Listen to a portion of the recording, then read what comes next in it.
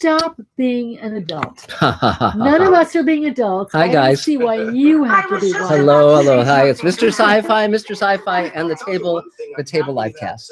The person I voted for city council won. Yay! Yay. And actually, in terms of Mr. Sci-Fi, the great election news is that Marc Kelly won.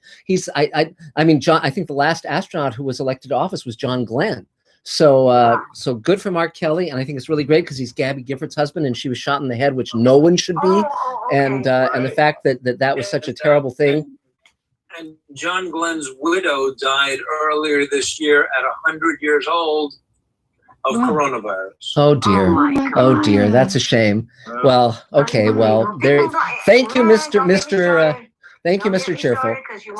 No. So let's get back to the business of what the table is for, what Mr. Sci-Fi is for. We are here to delight and fill people with joy and optimism, and it's like do it really well. Yes, it's like going to Disneyland if Disneyland were open.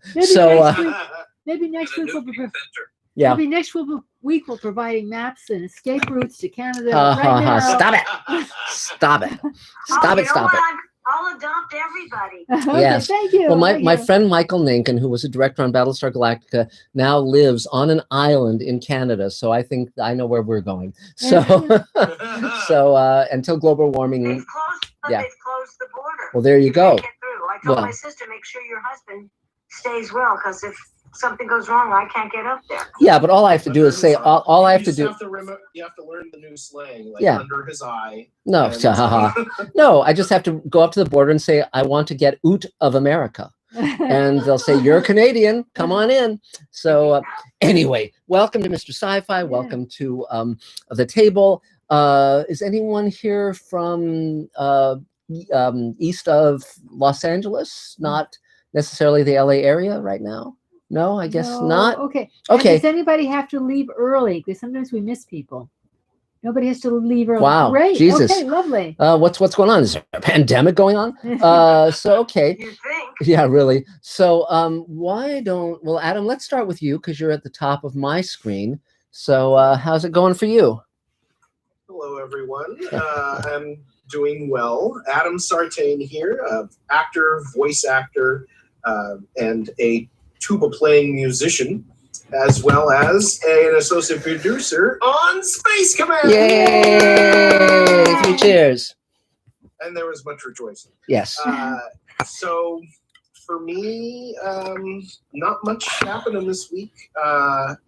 Last week we had the premiere of the Undead Radio, cool. In which I did some voiceovers in.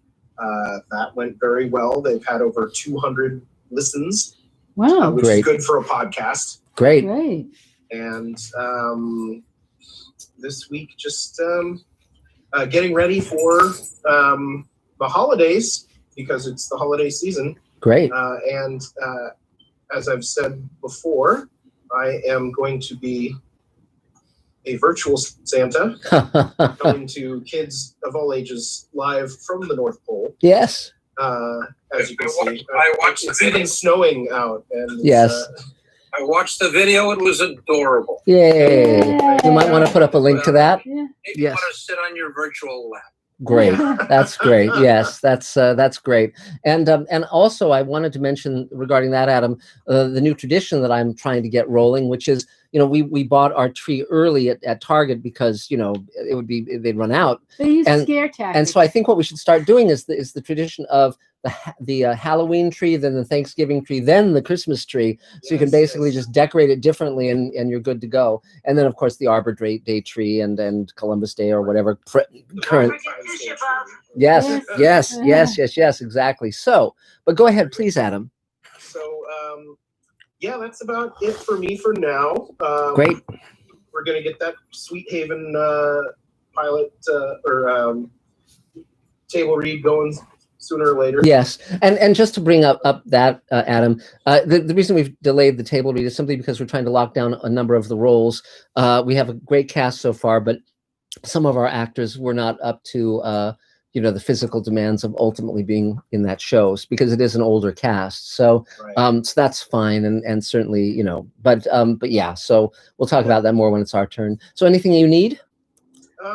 No, that's about it for me. Great. Yay. Yay.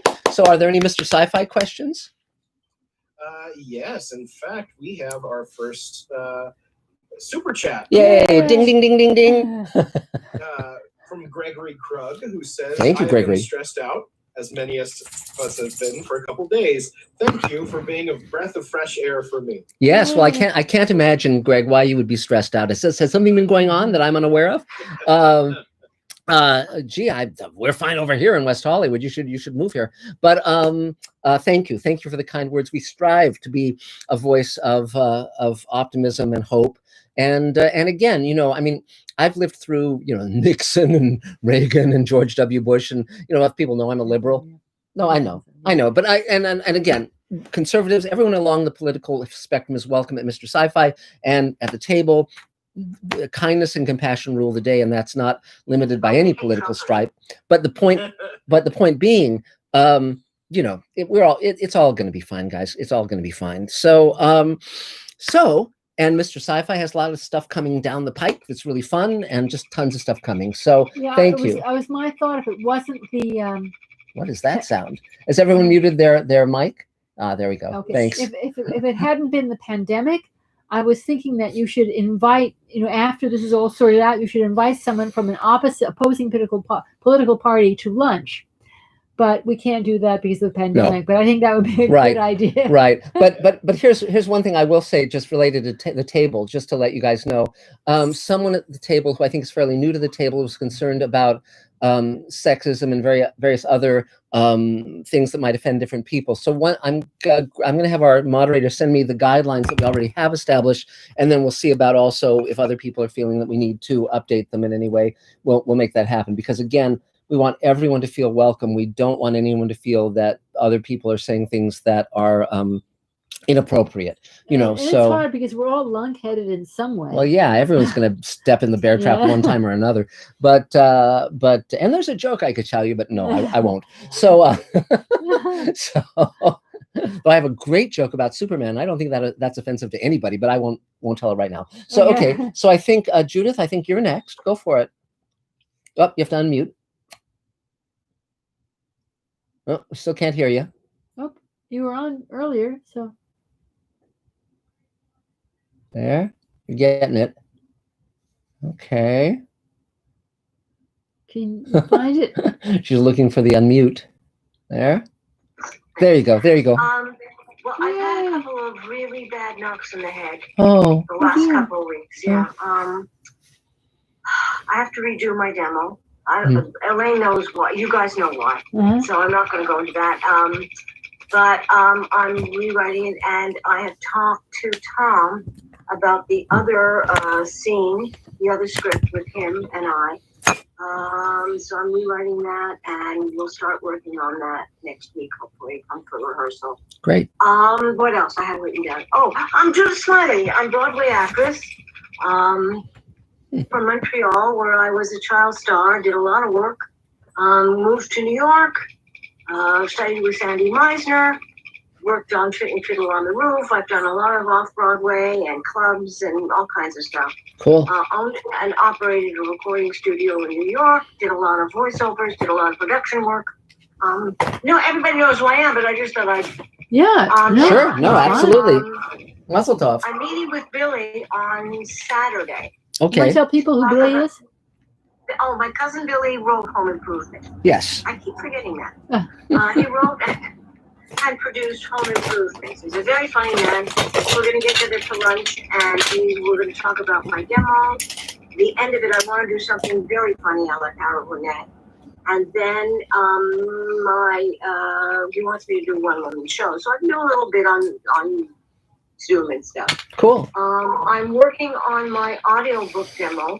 I need to shorten it, and I want to put in something from one of the 3 best books ever written, called Magic Time. Thank you. And I will, because it's so beautiful. Thank you. I just get so caught up in it.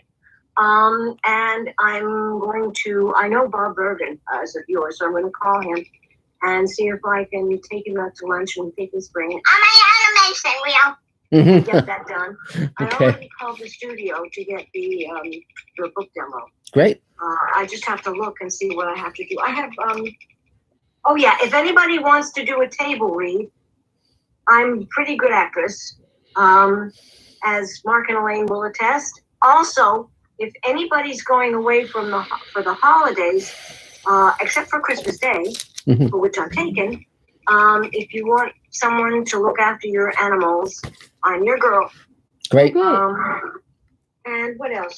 That's about it. Does that include snakes, Judith? No. Yes. I need to talk to you. I'm going to need a gun for my demo. Okay, there we go. So good. I need an office because I'm a lawyer. So I guess I'll put that out on the. Well, if you have a gun, you can probably get an office. Yes. Yes. It's a good thing it's going the way it is because otherwise, yeah, I would like a real one. Yeah. I think his makeup came from the coffee I threw out. Well, great. Well, 3 cheers. Anything else, Anyway, Judith? that's about, and I'm waiting for Sweet Haven. Yes. Judith will read, and that'll be fun. Cool. I'm looking forward to that. Yes, we have a little And like I delay. said, Yeah. We're delaying the table read for I know, a I week got or two. the email. She got Oh, you it. did. She got Okay, it. We're great. Fine. We're fine. Okay, Yeah. great. So that's it. I'm so glad you guys are around because I've been very depressed. Yeah. Oh Well. my God. Well, thank Your you. next demo will be even better. Yes, Promise. it will be. Promise. Yes. It will be. Yes. It will be. Yeah. Okay, great. Well, thank you, Judith. Yay.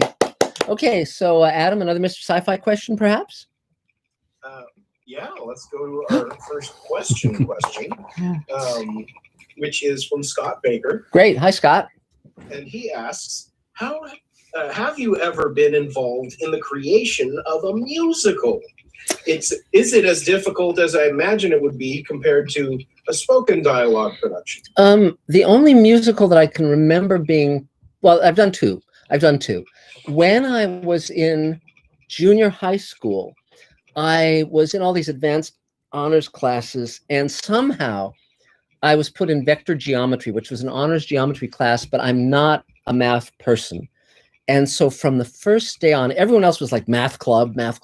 And from the first day on, it was like they were speaking a foreign language. I was totally lost.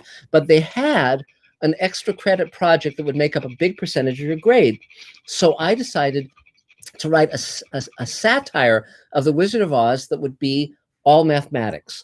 And I wrote, because it was vector geometry, so I called it The Vector of Odds. And I had the teacher, Mr. Provencio, as the main character who ends up in this land of math. And I got my friends together and we recorded it and sang the songs, which is how I have the entire movie of Wizard of Oz in my head. I can quote all the dialogue from that movie. But we recorded the entire thing and then we played it for the class and I got a passing grade. So that's the first musical that I did. And then when I was around, I think 15, I think, I went to this Jesus camp, this Christian camp, and I was the only Jewish kid there. And it was a very strange experience, but I ended up writing the musical for the talent show. And I, you know, and it was all parodies of show tunes. So I remember one of them was Holy Trinity, I think about you in the sky, you know, and it sure is sweet to know I'll meet you when it comes the time for me to die. Holy Trinity, etc. So those are, I think, the two musicals I've written. But God knows, there's probably another one in me. So there you go. That's I can actually speak to this because yes. I did write a musical about 6 years ago called Public Comment, and it was to answer the question is like how hard is it to write a musical? I guess it depends on your experience. Yeah. Like I had 10 years of being in musical theater before I wrote this musical, and so it came fairly easy to me. Plus, you know, I have a music degree, so I know how to write music. And it's just, you know, whatever the subject matter is, as much info as you put into it, and knowing what the structure of a musical is. And that helps. One thing I would say about that though is people writing musicals is like writing screenplays. A lot of people think they can do it who can't. And so you'll sometimes see, someone's musical or as a work in progress, or, and it's like, oh, Jesus Christ, this is going to be a long evening. And, so there is that. But a very interesting documentary, if you can track it down, during the 50s and 60s, there was this extremely odd offshoot of musicals where different corporations would have their company retreats and hire major Broadway folks to write and perform musicals specifically about their product. And there's a documentary, because these things they were filmed often, but they were only shown to like the Ford executives or the, Xerox executives or whatever, but they're done by people like Kander and Ebb. I mean, the major composers and writers of Broadway shows of that period. So it's worth checking out. I mean, it's really bizarre. And I mean, like where they're talking about, the wonders of, radial tires or whatever. And, so it's, so there's that too. So I guess, David, you're up next, I suppose. You're on my screen as the next person. Do you want to take your turn, Mr. Bartlett? No. You don't have a mic? You can't talk? Okay, that's fine. Whatever that. I have a lovely mic, but I'd rather wait. Okay. Sure. Okay. So let's see, who would be Kevin? Would you like to go take your turn? Sure. There you go. I don't know if there's another Kevin, but anyway. No, it's you. It's you. Be narcissistic and assume you meant me. Yeah, I did. So I'm Kevin Maffey, composer, songwriter. So it's nice to be back. It's been a long time since I've been to a table. I've been, for the past 10 months, I've been dealing with cancer. Oh. But 10 days ago, I had my last chemo treatment, and Monday I had scans, CT scan, MRI, and there's nothing there. So yay! Three cheers. So far, Mazel tov. Yes. Oh so my. anyway, so it's been a rough year. I hear that there's been a pandemic or something. Yeah. So I've been dealing with Something. else. Yeah, really. Just kidding. Cool. So it's nice to get back kind of in the swing of things. What I've been doing during the summer when I've been dealing with all this chemo and the surgery, it was in my arm. My surgery, my cancer was in my arm, and they took out this huge chunk in my arm. Wow. And it feels, so it took me out. They were good. They were actually, the possibility was that they would take my hand, amputate my hand, which of course I make a living playing the piano. Yeah. But anyway, they didn't. And so I've been spending this summer trying to figure out really where's my niche, where do I want to go? Not just composing music for film, but really what kind of film do I want to do? Really where do I want to go with it? So I decided to really drill down on kids music. I thought, speaking about these musicals, I have these a background in musical theater. I've written 7 shows that have been performed and that sort of thing. So and as I've been listening to my daughter, she's 10, and she watches kids shows, and so much of them have music to them and songs, and I think this is just straight up musical theater. The productions are more elaborate, but I thought I'm just gonna. So I've started creating this demo that I'm going to pitch to, if I can get contacts, to kids stuff, Jim Henson or Nick Jr. or something like that. So sure. Eventually I'm going to need some contacts there. But right now I'm just doing the demo. I'm just trying to create the most solid, catchy demo I can possibly create. Cool. That fits in that genre. That's great. Well, so anyway, that's kind of. Here's a couple things I would suggest. Here's some. Oh, you can't drink my tea. It's several things. because of the pandemic, lots of people are home who normally wouldn't be. So if you just nosed around a little, you could probably find the executives from Jim Henson's company and from Nickelodeon and so forth pretty readily and send them a message directly, first of all. But secondly, your story is a very compelling one, which is you got cancer and you're possibly going to lose your hand, and you really had to look very seriously at what kind of music you wanted to make. And thanks to the miracles of science and medicine, you're okay. But because you got a 10-year-old daughter, you realize what was really important to you. That's a compelling story, and that could get executives to listen to your music. So what I would suggest you do is there are publicists who are members of the table, and you might reach out via the table email and see if there's a publicist who might want to help publicize your story, because that could, I mean, certainly the trades, there's probably any number of places that would put that out or publicize that, and that could lead you to the people you want to reach. And so I would suggest, I've never even thought of that. yeah, I mean, one thing I learned a long time ago was that one's personal story, if it's appropriate to the creative task at hand, can be meaningful. I mean, like for instance, with Space Command, the fact that I wanted to create a hopeful vision of the future because I grew up with Star Trek and that made me who I am, and so I wanted to pay it forward. That's a personal story that's meaningful to what I'm doing, you know.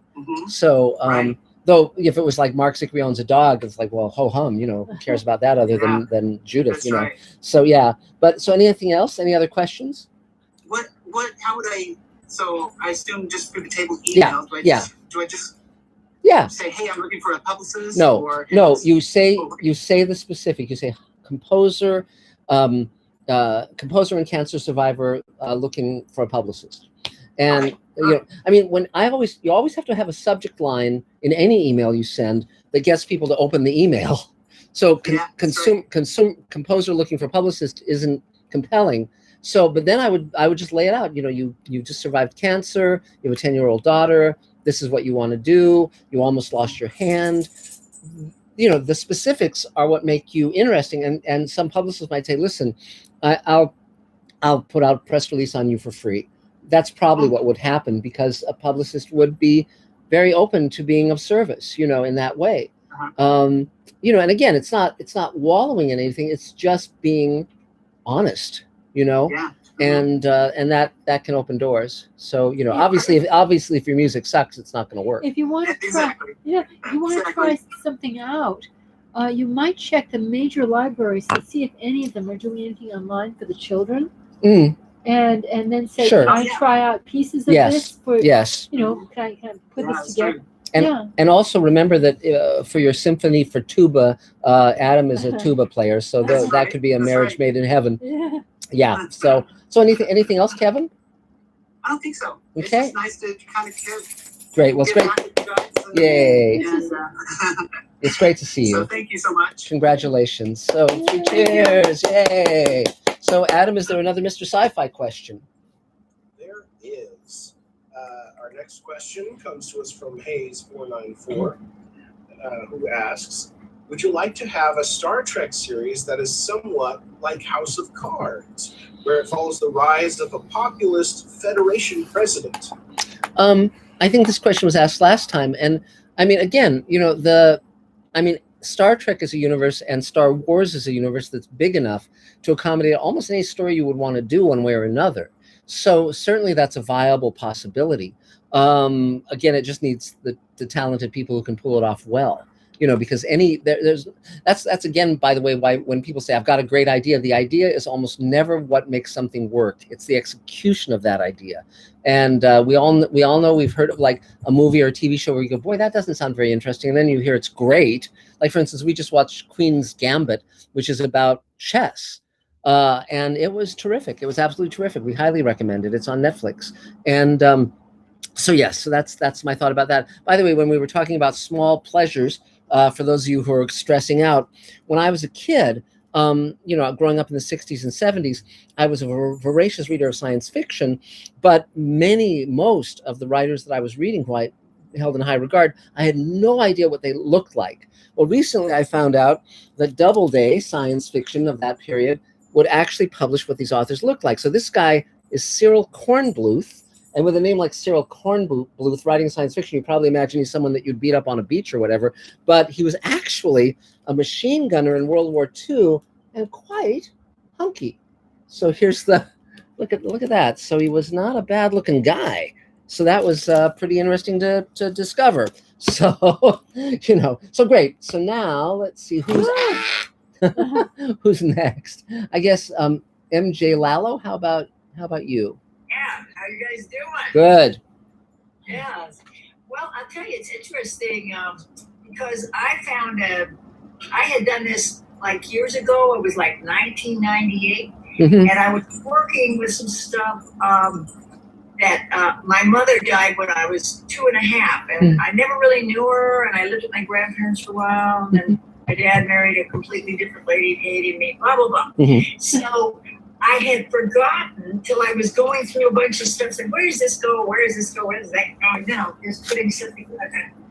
What the hell is in this thing? It's like a big, and I couldn't believe it because I said, wow, I wrote that so long ago. And what I did is I painted while I was talking about, trying to move through all this stuff. And I started to show it to some people. And they said, this is a beautiful thing for children. Think of children in loss. Like I think all the kids at the border. Oh my God. And, but just the way of that just suddenly appearing. And then in the big basket that I had of some stuff was called was called kind of like it kind of changed over, but it was the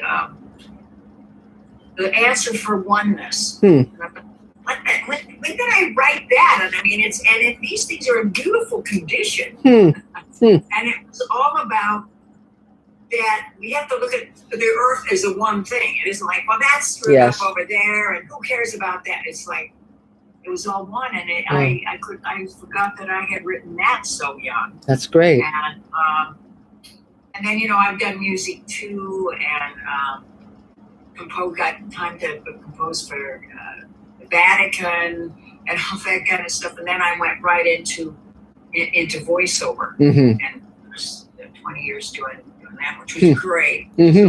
So I'm still working with a bunch of people online. We're doing it, and that's been fun. And I like voices. Who doesn't? Yeah. Well, there you go. You and Judith could play two little kids. Yeah. So we'll see what happens with all that. But great. It's been interesting to me because I also got my albums picked up. Oh, wow. From the 90s. It was like one in Britain, and then right here in the United States, one in Canada, and the other one in France. And they're running this stuff, and I'm like, it's just a weird thing to say this late in life. And, hey, who's Lalo? And it's like, I've been here a long time. Thank you. That's great. So is there anything you need at this point? Is there any way we can be of help? What I am looking at in this thing about the mother thing is because they're all done in artwork. Yes. And then I've written on the site. I do want to talk to somebody that knows how to put that together. Each of them, I'm going to speak my own thing as I'm talking about each, thing.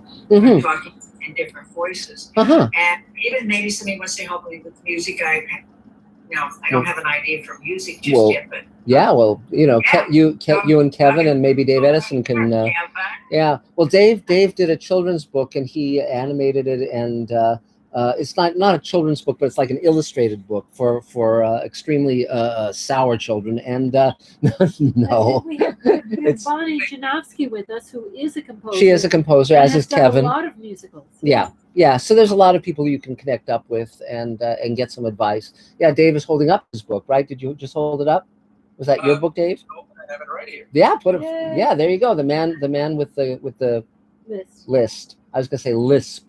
I knew that. It's a picture book, but not for children.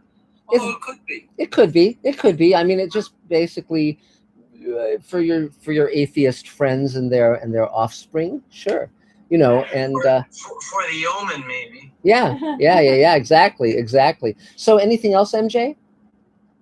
That's about it. I just I'm starting to write a TED Talk. Great. So that's gonna be fun. That's great. Well, Yeah, congratulations on finding all that cool stuff. But we do. But there are a lot of composers. I think that would be happy to work with you at Yes. the table. Yes, definitely. But great. Well, 3 cheers. Yay. Excellent. So, Adam, do we have another Mr. Sci-Fi question? We sure do. Great. Our next question comes to us from Guylinda. Hi. Guylinda B. Yay. And she asks, can you elaborate a bit on what you feel Rod Serling meant when he said pure science fiction? You know, I'd have to look at the quote, the specific quote, because Rod read science fiction extensively once Twilight Zone got going. There was a period when he was a kid where he and Bob, his brother, would read Astounding and, you know, Wonder Tales and Amazing Stories and all those things. But through most of his young adulthood, his late teens and young adulthood, he wasn't a science fiction aficionado.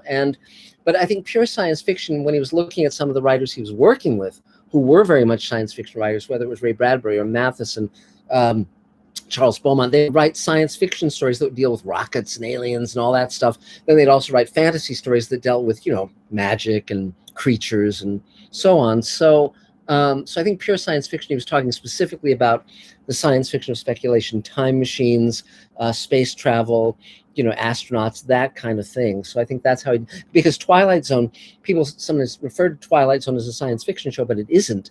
It's horror, fantasy, and science fiction. It's all 3 of them. So it's sort of the outre. And Serling and his co-writers were very aware of that. So they usually had a fairly even mix. So you might have a horror story like Nightmare at 20,000 Feet, and then you might have a fantasy one like The After Hours, which I guess is slightly horrific, and then you have the pure science fiction ones like Death Ship and so forth. So, but that also was horror. So there you go. So let's see. So David, did you want to take your turn yet, or what would you like, David Bartlett? Sure. Okay, great.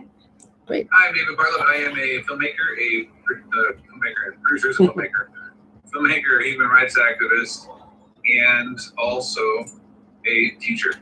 I'm also the co-producer of Space Command. Yay! And I am the producer of the visual effects, the crowdfunding fulfillment. I do all the color correction. I do quite a few things. I'm head of casting and a number of other things. So I have been working on the studio, and the studio was finished enough to shoot in there one day, which was awesome. Now we are building the last finishing touches of sets for 5 days of shooting of framing story scenes. Framing story are the scenes that happen at the beginning and the ending of an episode that sort of frame the episode, and the episode itself has a different story inside of it.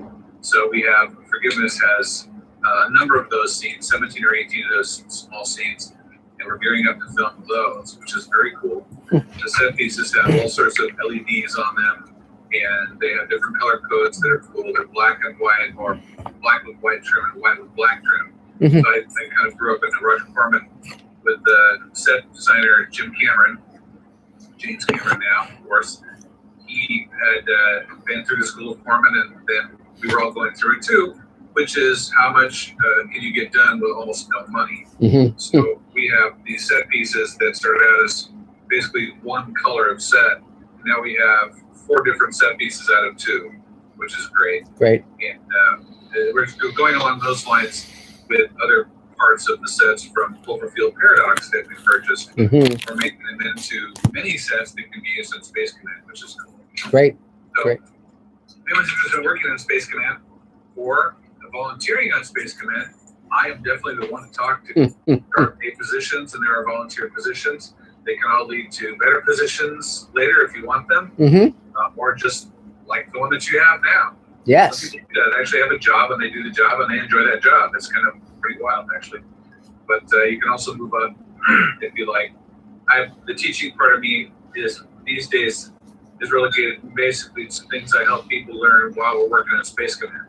So when I move up in a job position, I've had every job once on the film set, at least once, except hairstyling. So I can't help you there. Don't let me cut your hair. But then everything else, I have a makeup kit of my own. I was trained by a professional makeup artist. I can sew. My mother was a seamstress. I can sew costumes. I sewed 50 costumes for one play once. And I have a sewing machine and I can use it. Wow, that's man's man. Every day with a guy like me. So anyway, all the post-production jobs are pretty covered too. So I have both things happening there. especially right now with visual effects. Visual effects is basically are going really well. We have got a couple of new people, and they're very talented, and they're off to the races with some very big sequences, and they're turning out shots every day. So that's been really great too. My background is that I made my first film when I was 10 years old. I saw the Battleship Potemkin and Lon Chaney's Phantom of the Opera on TV, and I said, I want to do that. So I started right away, and I made my first film. I made more films in high school, and I managed movie theaters until I was about 21. Then I moved to LA and started like on big set of a film right away as an intern to the director. And I got to work with Robert Wise. He was my first sort of advisor. I was trying to think of a news story to tell. Marc likes me to tell news stories. Well, yeah, it helps you, not fall into your anecdotage. But go ahead, please. It helps you fill out your biography. Yeah, like what you could talk about when you, when you met Babe Ruth or whatever. So. I didn't meet Babe Ruth, but I did meet Lawrence Fishburne. Well, there you go. Is anything in common? Yeah. No, but I've been able to work with a lot of cool people. I've done a lot of ADR, which stands for Automated Dialogue Replacement, and it is the process of re-recording the dialogue that the actor said on the set in a post-production scenario. Usually a small studio with a screen with a film playing and stuff. And I worked with Christopher Lloyd doing that once. I worked with many actors in that scenario. Some very strange and unusual people and very cool people. I worked with Charlie Sheen once, and Charlie Sheen is probably the single funniest person I've ever been in the presence of. He is hysterically funny. And it was his brother, Emilio Estevez, was directing the film, so he spent most of his time trying to make Emilio laugh, and that was a very entertaining half a day. That's great. I also worked with Gene Simmons from Kiss. That was fascinating. He acted like he owned the place, and he probably could have.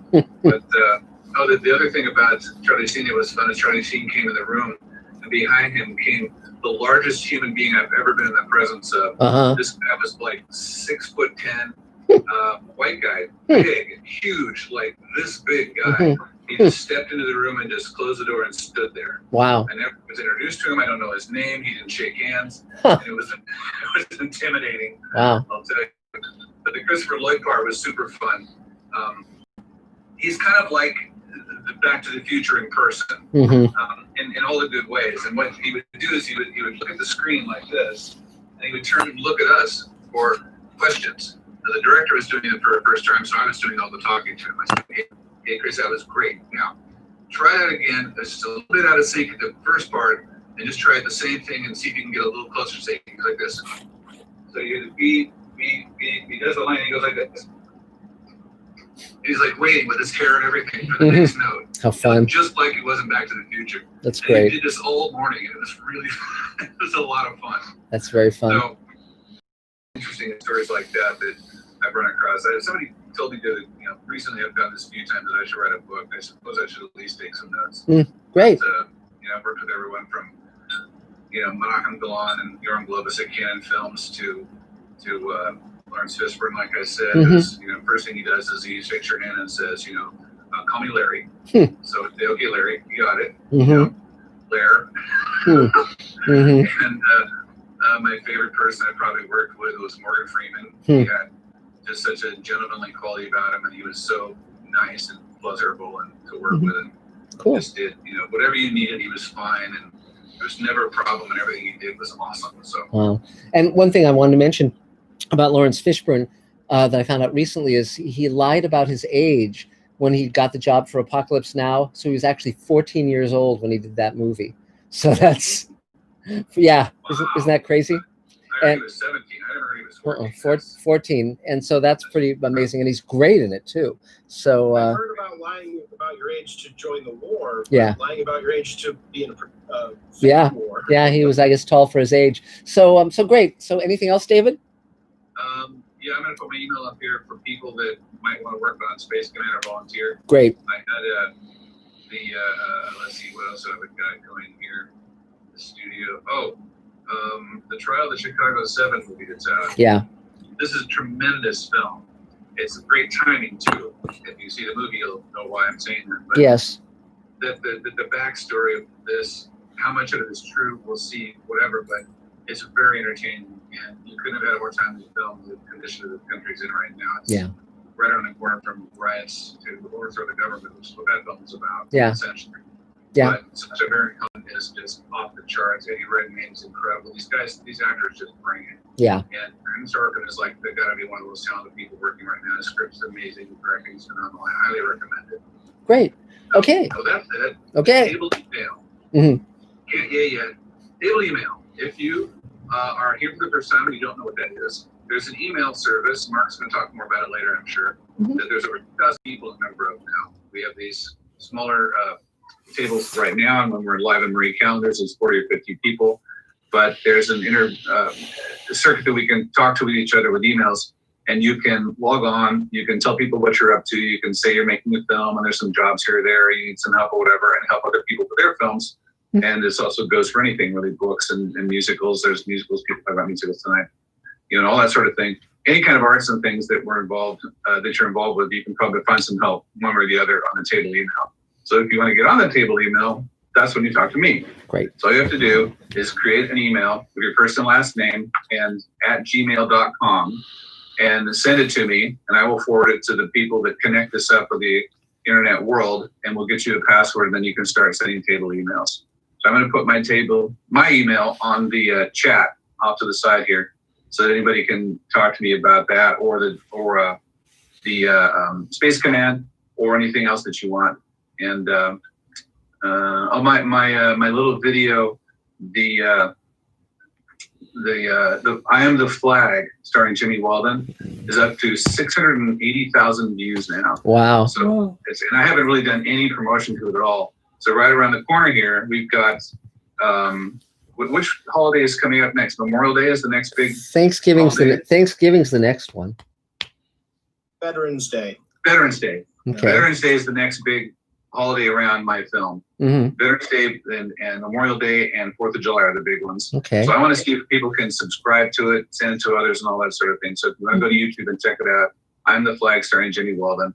That would be great too. Great. And that's it. Okay. Yay. 3 cheers.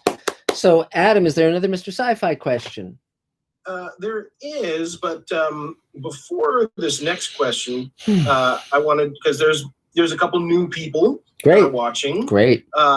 And so they're wondering what this whole, what what are all these voices they're hearing? Yes, ghosts. It's ghosts. Or you're hearing voices. Well, we certainly aren't. For 27 years, Elaine and I have run an organization called The Table, which is made up of writers, directors, actors, producers. It's thousands of members around the world. We used to be meeting in a restaurant in the Valley, but prior to the pandemic. But now that it's the pandemic, we have every Thursday at 5:30 Pacific time, we have a live simulcast with Mr. Sci-Fi, my YouTube channel, and The Table, with people checking in from various parts of the world. And so for a couple hours, we just alternate between answering Mr. Sci-Fi questions live and having the various table members talk about their what they need. And my thought was that for anyone who wants to find out how to have a career in film, TV, books, any of that stuff, being a fly on the wall for Mr. Sci-Fi is a good idea, because The Table is made up primarily of working professionals, and so that's the answer. So you're not hearing voices, or you are hearing voices, but they're actual real people on Zoom. Yes. And if you want to move to the top of the, because I'm going in order, yes, reading questions as they come, moderating, and so if you want to move to the top of the order, there's a thing called Super Chat, which you can kick a couple bucks Marc's way, and I'll read your question next, and in order, cool. I'll move your question up the chain. So little plug in for Super Chats there. Great. Every little bit helps. It does. And yeah, so is there a Mr. Sci-Fi question, Adam? Yes, there's a question from Hayes494 who asks, did you read Walter Mosley's op-ed in the New York Times of why he left the writer's room of Star Trek Discovery? No, I'd be very interested in reading that. So if someone wants to send it to me at marczicree@gmail.com, I'd be interested in reading it.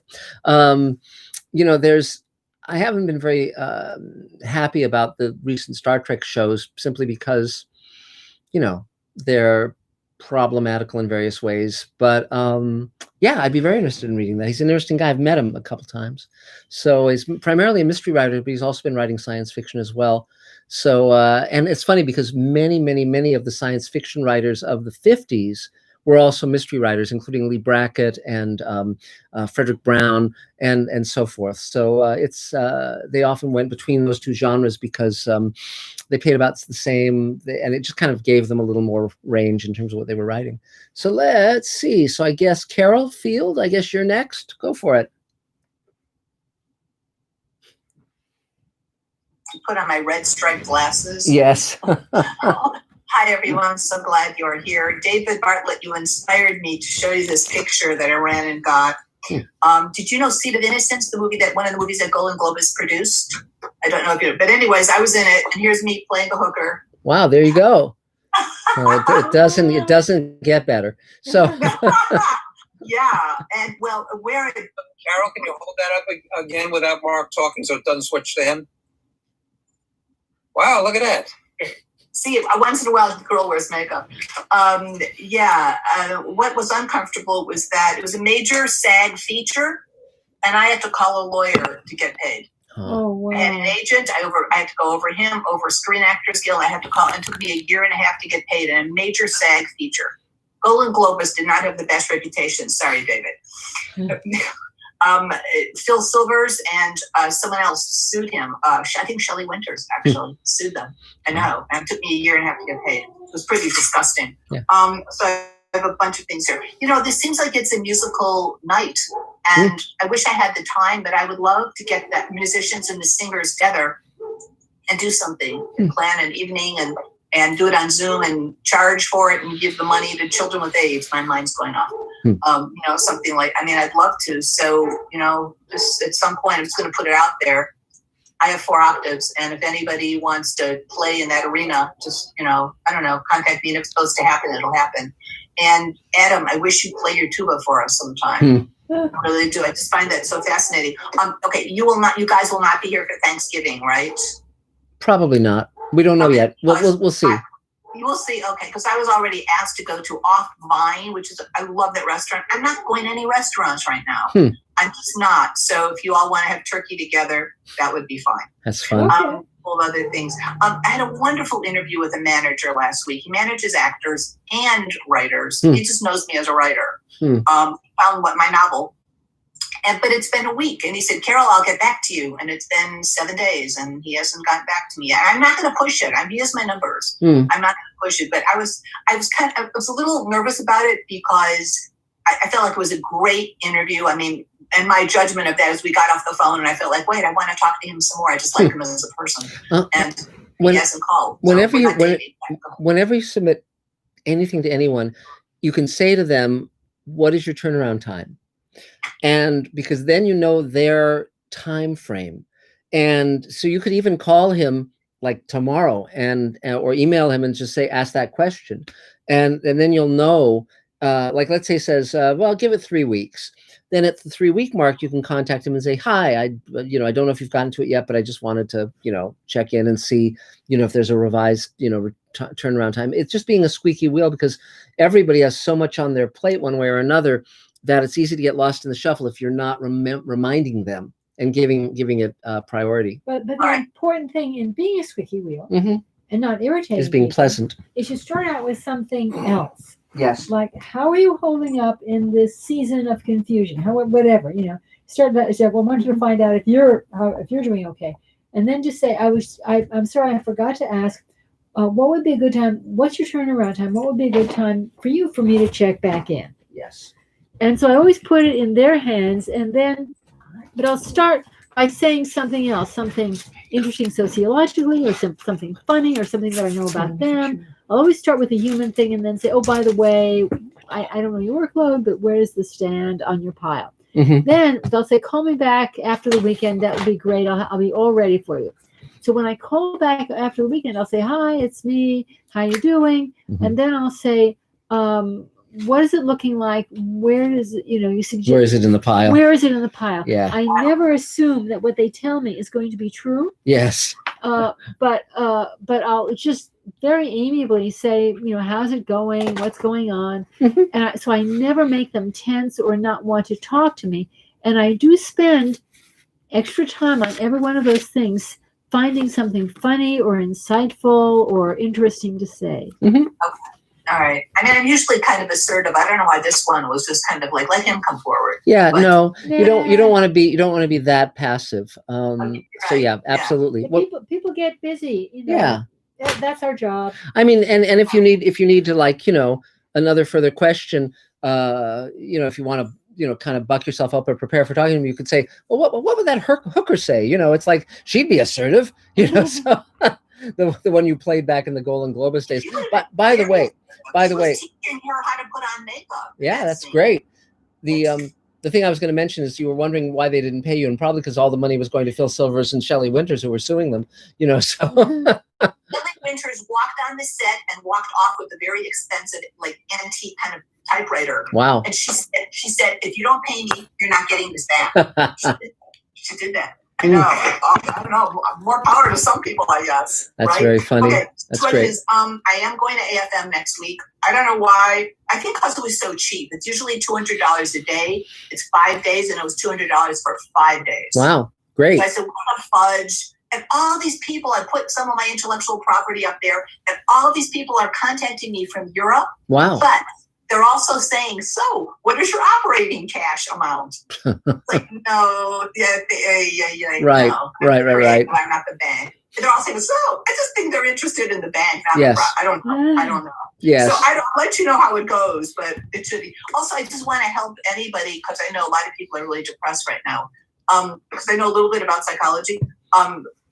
What's going on for all of us, it's called cognitive dissonance. Mm-hmm. Because we're told our whole life to share your cookies and share your toys and be nice to people, and that stuff will come back. And then we're seeing this guy out there who hasn't really been nice to people, and there's been no comeuppance. Mm-hmm. And he's in high elevation right now. Yes. And it creates cognitive dissonance, particularly for children. We don't know where that sits. So just know we're all in a period of extreme dismount. Yeah. And just you're not crazy. It's what's being thrust upon us. It's called cognitive dissonance, and that's what we. Great. So if that can help anyone, I hope I just did. And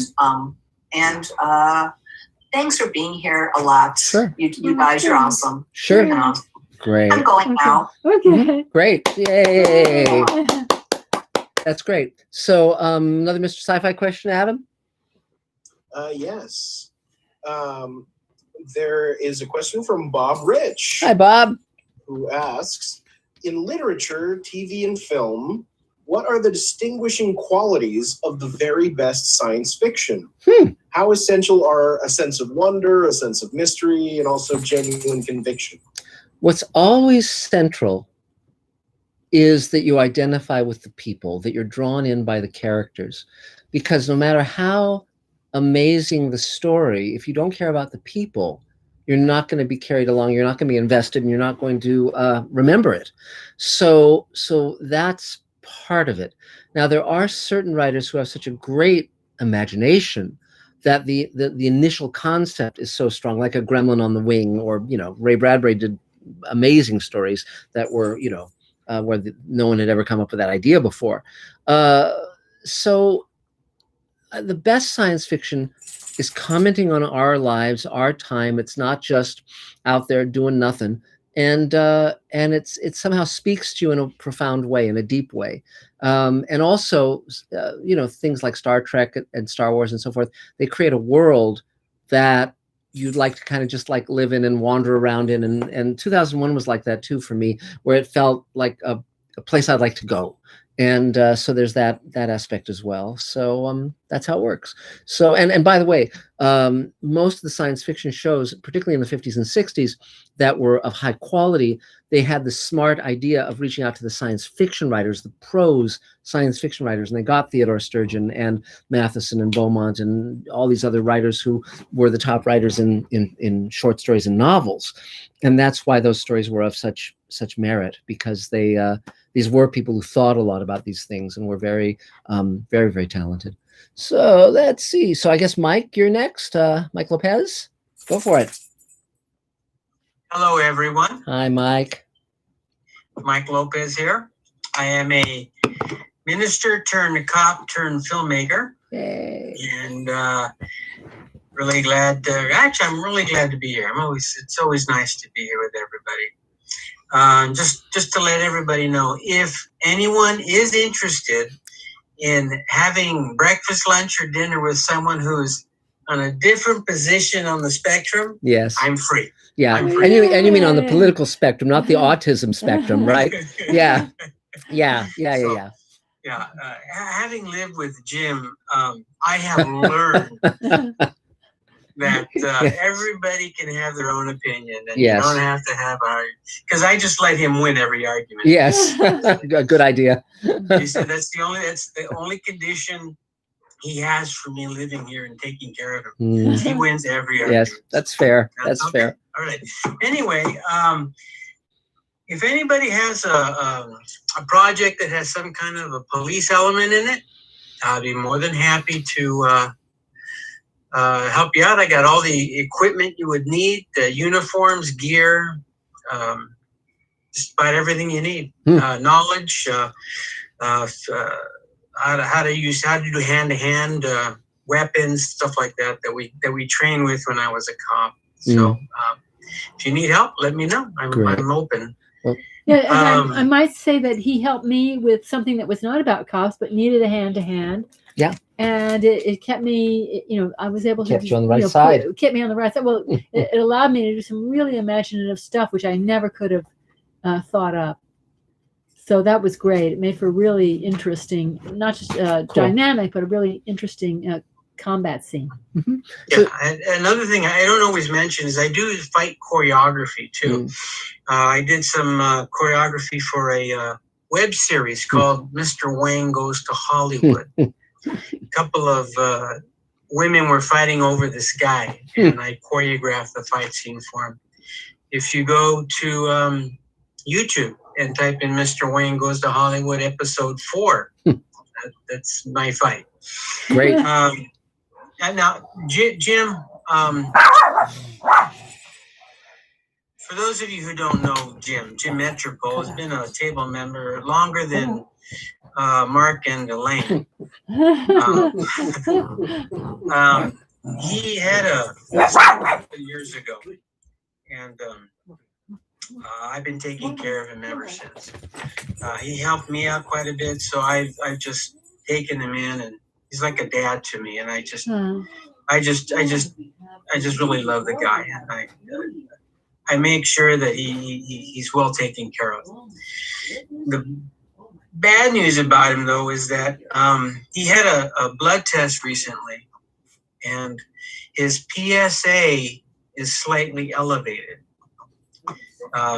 If you don't know what PSA is, it's the indicator in the blood for prostate cancer. Oh, wow. Which is interesting because he had his prostate taken out 10 years ago. So something else is going on. So we're going to go see the doctor and discuss different options and stuff like that. So prayers and good thoughts for him. I really appreciate it. Of course. For me, every time I think about that, I want to cry because, like I said, he's like my dad too. Anyway, as far as I'm concerned, my project that I'm currently in pre-production on is going very well. I've got a tremendous cast. We just had a table reading. Great. When was it? When was that, Bonnie? Last week, right? Yeah. Food. Sunday. Sunday. That's right. Bonnie came over and did the narration for us, and boy, it's just amazing. What a great cast, and we have a good crew, and I will be acting in it too. Wow, that's cool. I hired a director because you just can't direct yourself. No, you really can't. It's just too much. I don't know how some guys do it. Usually badly. Anyway, yeah. What's it? Usually badly, yes. Yes, yeah. we're going to do principal photography starting December 19th. Got a starting date. That way, like Marc always says, set a date. It becomes real then. Yes. Exactly. Yeah. Yeah. Marc, every now and then, Marc says something really interesting, neat, or smart. Yeah. I don't know how he does it. Yeah. It's every now and then. You bet. Yeah, he needs to write a book called Greenlighting Yourself. Yes. Yes. Exactly. I keep telling him to write this book. Yeah. It's true. And it's really good. We're going to actually do some marketing on it, publicity with a publicist, and get some interviews out with the main character. And it's just going to be, I think this is going to be probably the best project that we've ever done. Wow. I'm just really happy with it. It's just amazing. The cast is just incredible. Anyway, so I'm happy. And like I said, if you guys need any help with anything, let me know. As far as any physicality or police elements, I'd be more than happy to help you. And that's it. Great, yay! And I wanted to amplify on something that Mike said, which is the whole point of the table, and Mr. Sci-Fi as well, is that everyone is welcome. If you come with a good heart, if you come with a spirit of just kindness and friendliness and willing to help each other, then you're welcome. And I think that anyone who stays within any political camp and says that they'll only be friends with people who are just exactly like themselves limits themselves in a way that's really a shame, because Elaine and I have traveled extensively, and we've met people of all stripes, and people are usually kind and good, and and I think that opens you up to the possibility of the world and the possibility of kindness. So. Also, you should know, if you're feeling insecure, that Mike was a writer. Mm-hmm. And he is now a filmmaker. Yay. So his stuff is actually happening. Yes. And so if you're feeling insecure and want to just jump in, talk to Mike. He'll help walk you through it. Cool. My first film was on my phone. Yes. The first film I ever did was on my phone. And yes. It worked out really good. That's great. As far as the spectrum goes, just let me say, like, for instance, Elaine and I are on different sides of the spectrum. Yes. Whenever I need help, or if I ever need to just talk to someone because I'm having a PTSD experience or something, I call Elaine. Yeah. She talks me off the ledge. She listens. She's an incredible person. Yeah. And we're on. But it works out. But it works out because we, like, what's your name? Marc. That's right, Marc. Marc said, I just live here. Good heart. You're accepting. Yes. Everybody gets to have their own opinion. Yes. And you just work. You just work really well. So. Thanks, Mike, and we're really glad to have you here. And again, you and Jim never would have met, I don't think, if not for the table. And That's so right. Our lives are so enriched by the people we get to know. And Jim is, not many people could.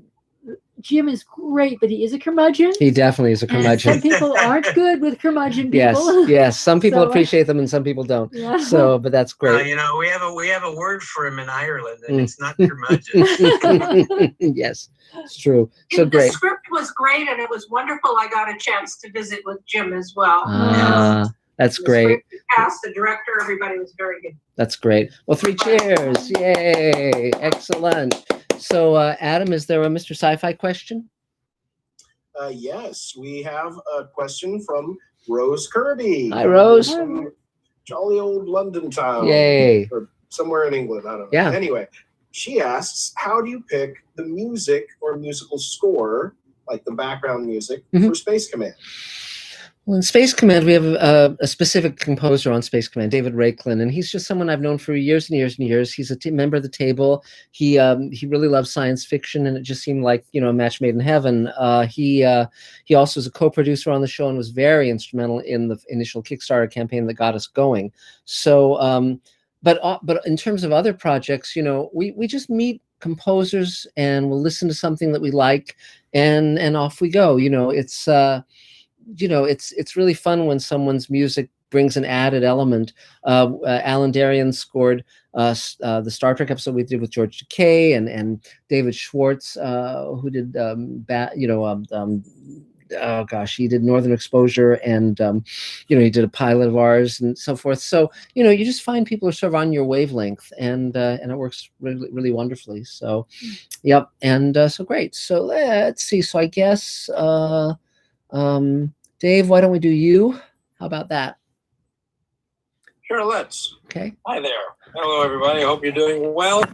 I hope your nerves are in better shape than mine are this week. Not at this very moment, but things are, from this side of the spectrum, looking optimistic.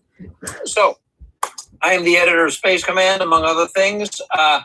This week, I took a first crack at some notes from Elaine for the scenes that were shot down in at Space Command Studios in lovely Pico Rivera back towards the end of September.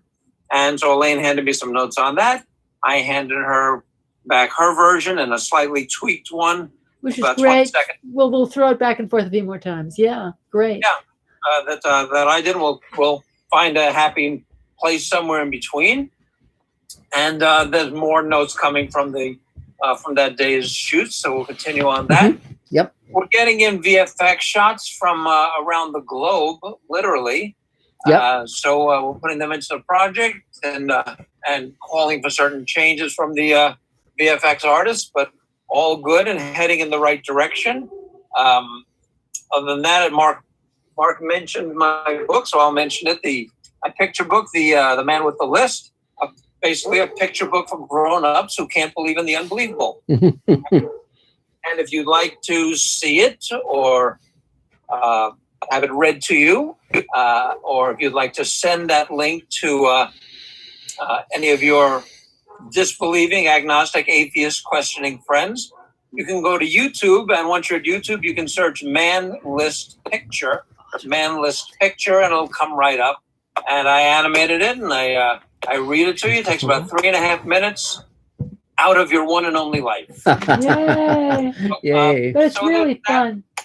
Oh, look, the doggy's there. Which yes, one? That's Rudy. That's Eve. I was going to say no, Rudy. No, it's Rudy. This is Rudy. Oh, it is Rudy. Okay. Yeah. They're brother and sister. Other than that, Space Command's been taking up most of my time, but on the weekends, I've cranked out 11 short webisodes of table member friend Shy Pilgrim's series South of Sanity. Mm-hmm. And they're little episodes about, it's kind of a Southern fried dramedy and about a very, very dysfunctional family. And you can find that at southofsanityshow.com, South of Sanity Show. And I got a couple of other things. People are always calling, and sometimes it's hard to turn down friends. So I tell them I've got weekends and some late nights. So there's a couple of projects that I have on the back burner when I can get to them. And I tell people, don't expect them soon. So anyway, keeping busy. I hope you're staying well. I hope you manage to have, it's a few weeks off, but I hope you manage to have some kind of a Thanksgiving and maybe stay in touch with family and friends. Stay well, stay safe. Always glad to see each and every one of you with very few exceptions. Yay! Okay, so with Mr. Sci-Fi, we'll catch up. Marc just took the dogs for a walk because they were starting to go a little goony. So let's just continue along. William, I think you're next. Yes, hello. My name's William Butler. I'm a music producer, and I moved to the Valley in the end of January from Phoenix, Arizona. I moved out here with my band, and shortly after we moved, everything happened, and the band unfortunately fell apart. So I've been looking to get into the commercial music business for, TV and film. I've been working on contacting some of the libraries that are out here, and I've gotten into a couple of them. But I really haven't been able to do as much networking as I would have liked, since I've been out here, namely because of coronavirus and everything. But I am interested in I do all styles of music, just about, with probably a heavier focus on the electronic / pop side. Just, coming from being in a band, that's more my strong point. But I've been trying my hand at composing things like I recently did a podcast intro for like a mystery podcast, and I'm trying to develop my composer skills in the orchestral sense, working with different patches and just kind of expand my abilities. And Judith is my neighbor. She's the one who invited me to the table. Thank you very much, Judith. I'm very happy and very excited to be here. Adam, you should thank him, because if it weren't for him, I didn't know how to use my printer. If it weren't for him, you would have had your pages. There you go. Well, thank you very much. Oh, you're welcome. So thank you for having me. It's been very interesting listening to everyone. And this is a really, really cool thing. Well, that's great. Now, were you interested in actually scoring films? Yes, but to be frank, I need a lot more practice in that sense, because I've been a lot more focused on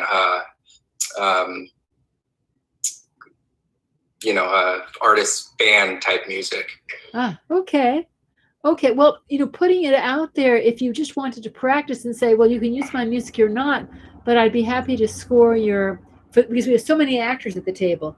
If you'd be happy to, at least give a shot at scoring their scenes or scoring their short films, just for practice, you start to see if you have a sensitivity for marrying music with drama, which is, it's funny. I've gotten tapes from a number of composers with really they're very skilled, but they really were not very sensitized to joining music to picture.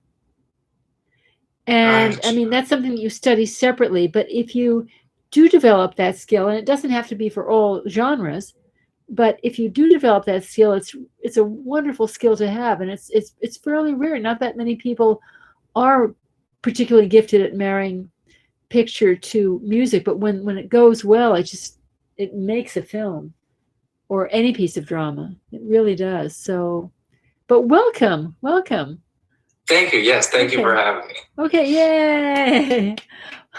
Okay, Adam, we'll wait just a little bit longer for Marc to get back with the two dogs. And in the meantime, Naomi, would you like to join us? Hi, everybody. How are you? Naomi here. Hi. Sorry I missed the last 2 weeks. It's been a little crazy. I'm a virtual learning facilitator for the special needs community, and it's been a huge switch over to virtual for them. A lot of them are very tactile, so it's been very challenging, but I think we've got it down now, so I should be going back to a normal schedule very soon. But happy to be here with all you guys. And I had a question, actually.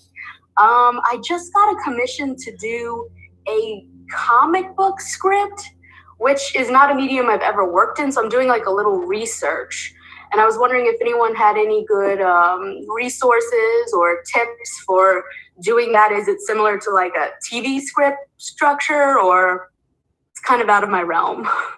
Well, Marc would be, let's get back to you with Marc, because he's definitely into that very much, and has a Space Command comic book, being worked on right now. But he's very familiar with. Is there anybody else who's familiar with that structure? I know Marc would be good to when he returns with Fuzzy 1 and Fuzzy 2. But yes, it is very specific, and it varies.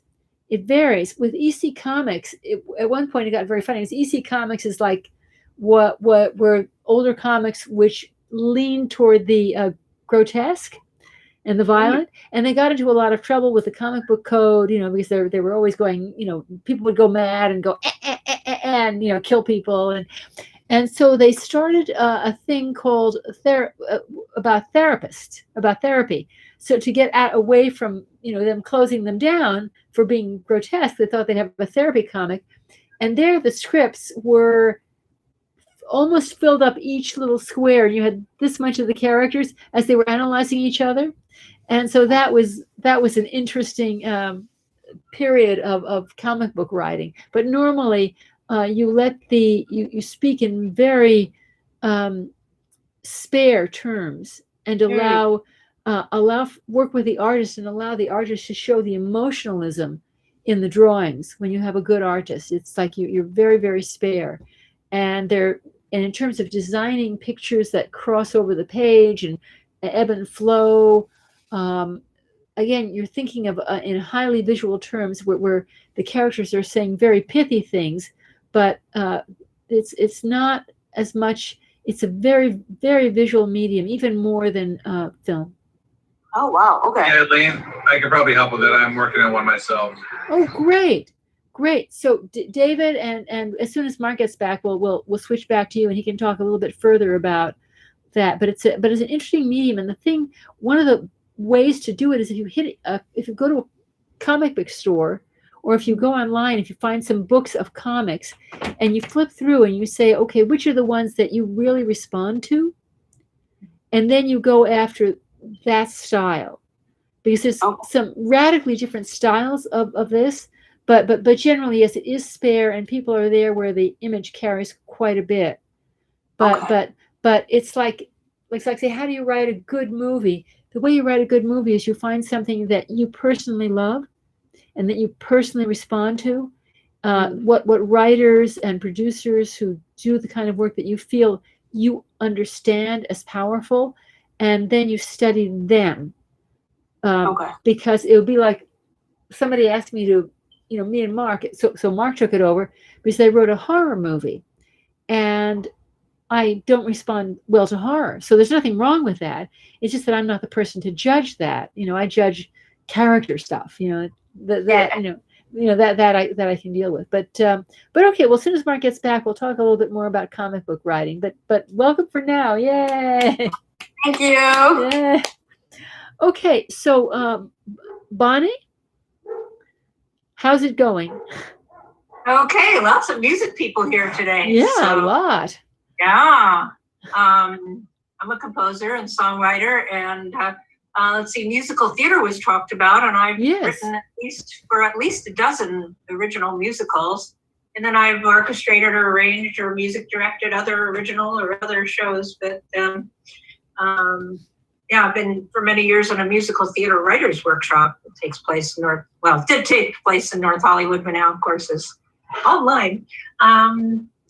But I write quite a bit for films, for musical theater, a lot of jazz, big band, and so any kind of music projects, compose, arrange, all kinds of stuff. But for me, I usually use a smaller but live musicians. The live musicians give so much to the score. I really don't like writing for instance. I'd rather use live players. It adds another whole layer to the creativity, to the sound. And if only you had a website we could go to. I do, except saying I'm about to totally redo it, but it's still old. But Bonnie Janofsky or BonnieRuthJanofsky.com. I can put that in the chat as well.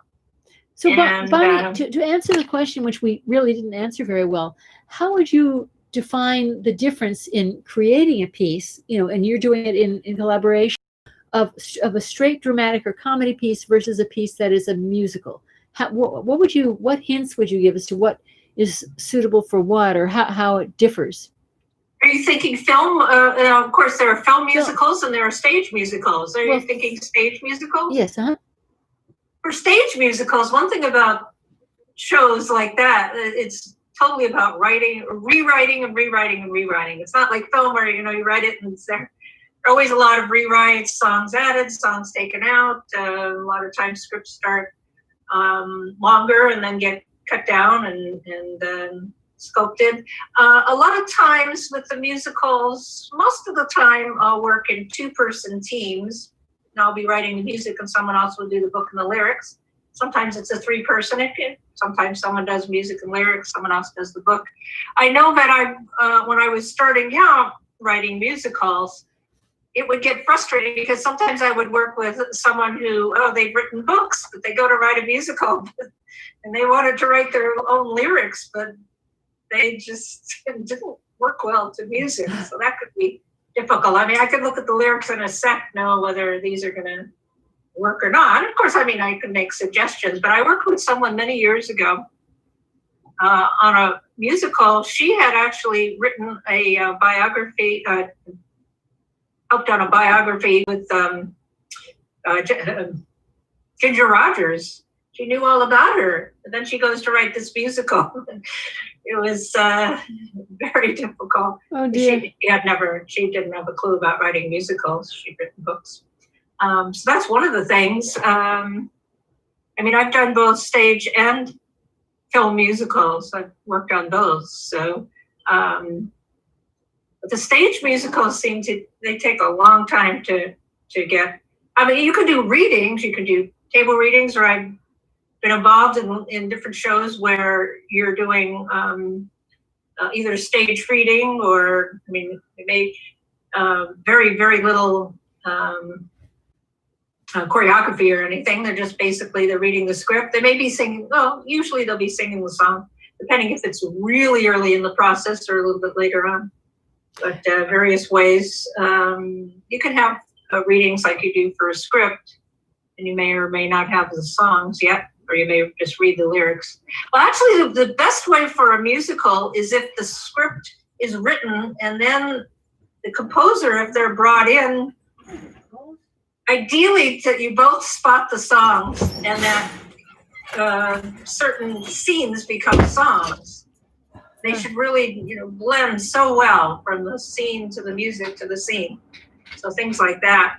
So that's an art in doing that as well. But yeah, anybody wants to do musical theater, I definitely can help out in that area as well. And Saturday there's a concert of mostly, well, I was going to say classical music, but it's all online. There's, and I have two pieces that are being as part of this concert.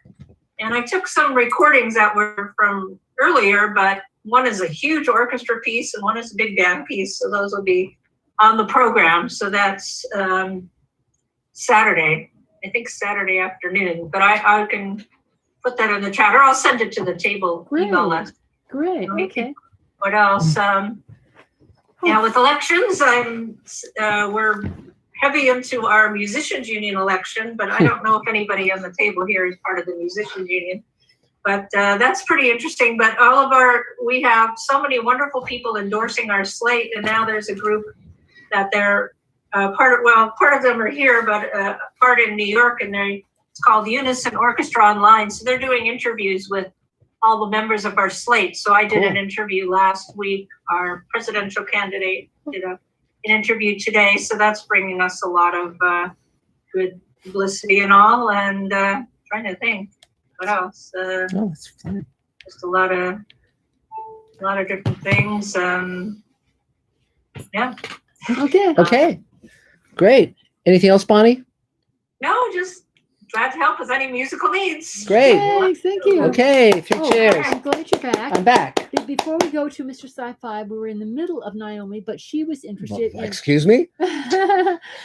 she was going to be writing a comic book script. Yes. And wanted to have some tips as to how to do it.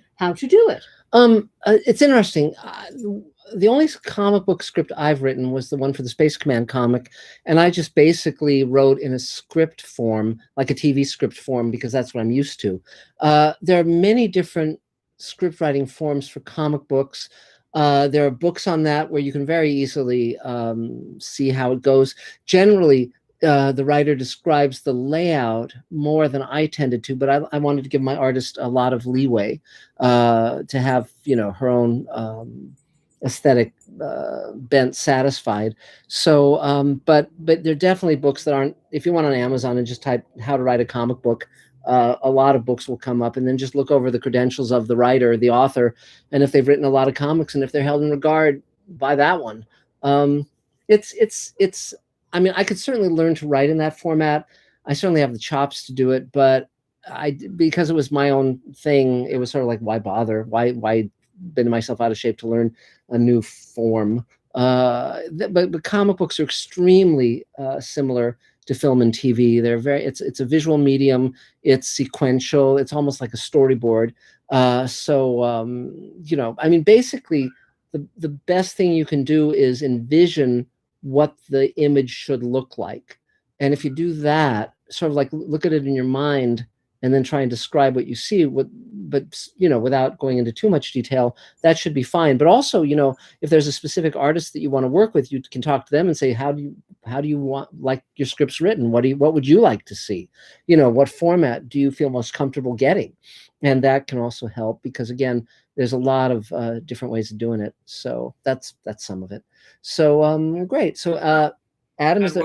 We're working on the animatic of the Space Command comic book. The show is called Untitled Plant, and the no, it is not. Sorry, what's it called? United Planet. United Planet, Untitled Plant. Sorry, pretty close. Anyway, so I've been meaning to ask you, how are those new pages coming? Well, I have to reach out to Tahani and find out, because she was supposed to deliver in October, and I think it's November now, and so I'll reach out. But she's a very talented artist, and so we'll find out. Okay, cool. So Adam, is there another Mr. Sci-Fi question?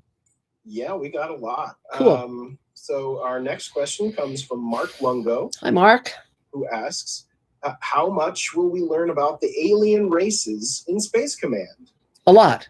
Depending on which race we're dealing with.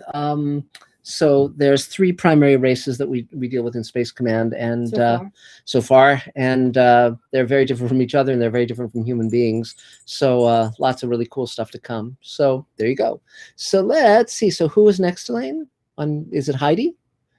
Oh, is it Heidi? No. Yes. Yes, Heidi, it's you. Go for it, Heidi. Oh, hello, everyone.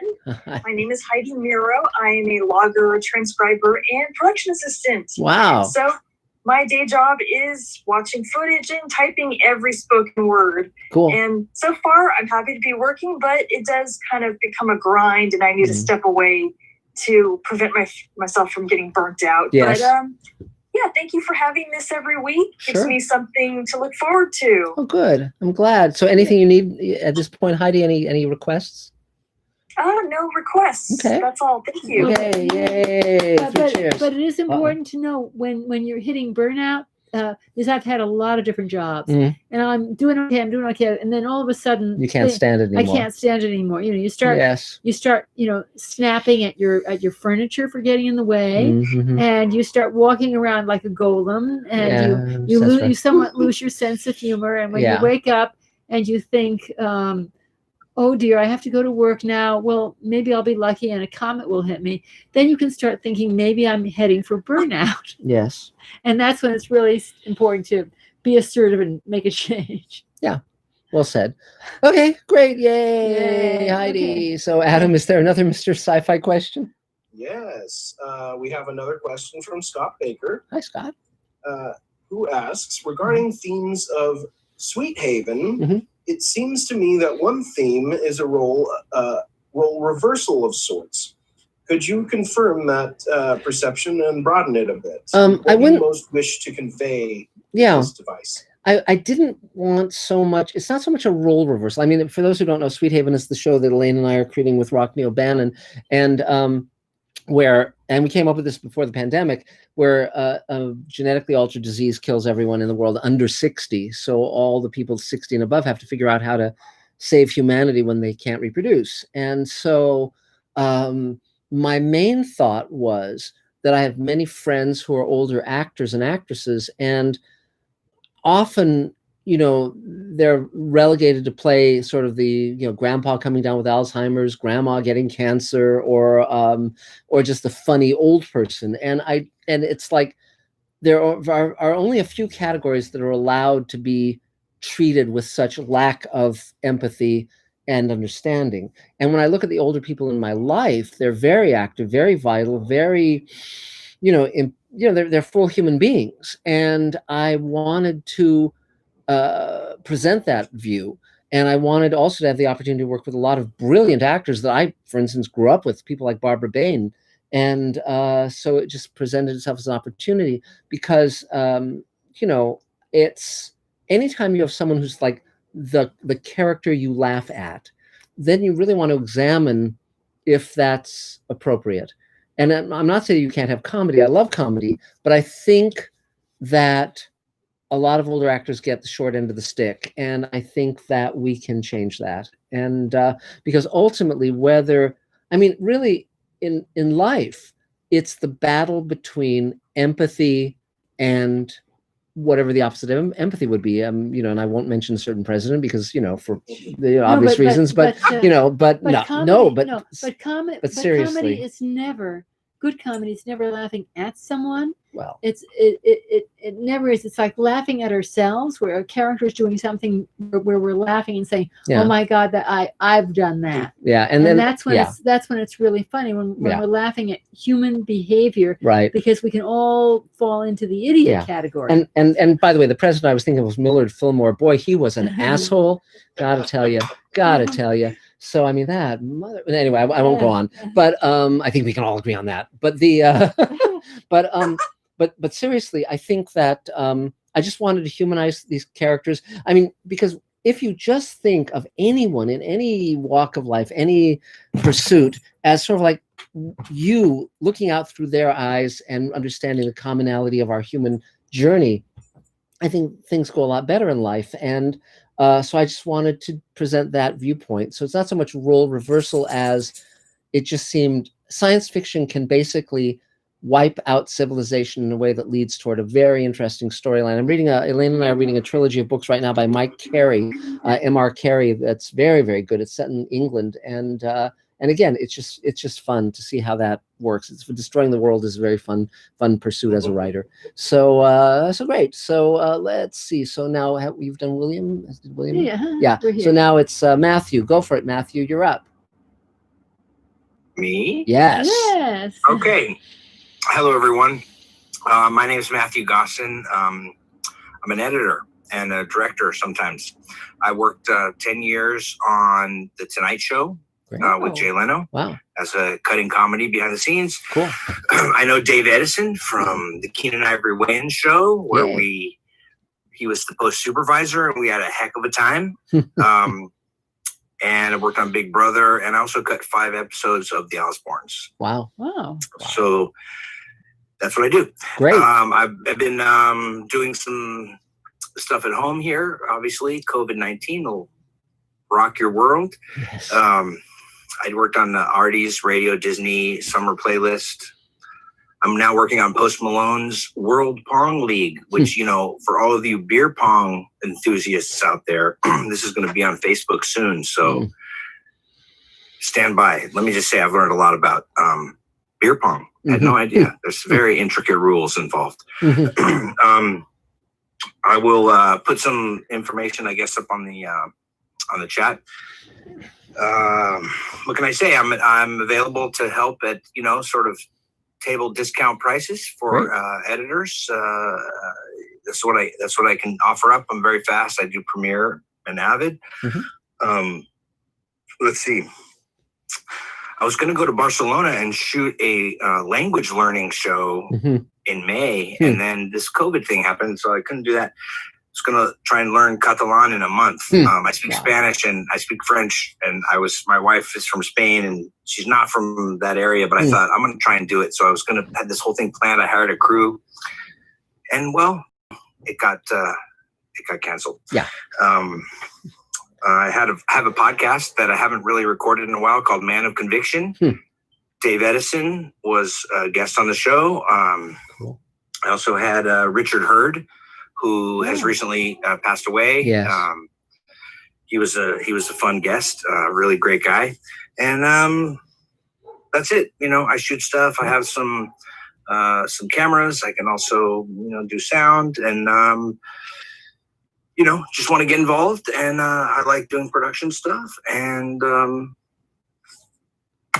I will cut it short. Thank you so much. Yay. had one question. Do you do sound editing or on-set sound? More on-set sound. Yeah. Great. Well, great. Okay. Yeah, on-set sound. Yeah. Okay, terrific. Cool. Yay, Matthew. Yay. Now also Just started your podcast again, Mark. You should really stop by and impart some wisdom. Yeah, I'd love to have you as a guest at some point. That'd be great. Cool. For sure. Sounds like fun. Matt and I met on the Keenan Ivory Wayne show, and I was running around as the post-production supervisor trying to keep up with these insane demands, and I was watching him edit on the Avid. Wow. And I thought, that's much better. And now you know the truth. So okay, so great, yay, 3 cheers. So now also one thing I wanted to mention to those of you who are stuck at home, as are most of us, you can be creative. You can view these times as a creative opportunity, and I'll give you 2 examples. And you don't need all the things that come along with filmmaking. So for instance, one idea I've always had would be to subscribe to a clip library, a stock footage library, and weave the stock footage into a narrative film.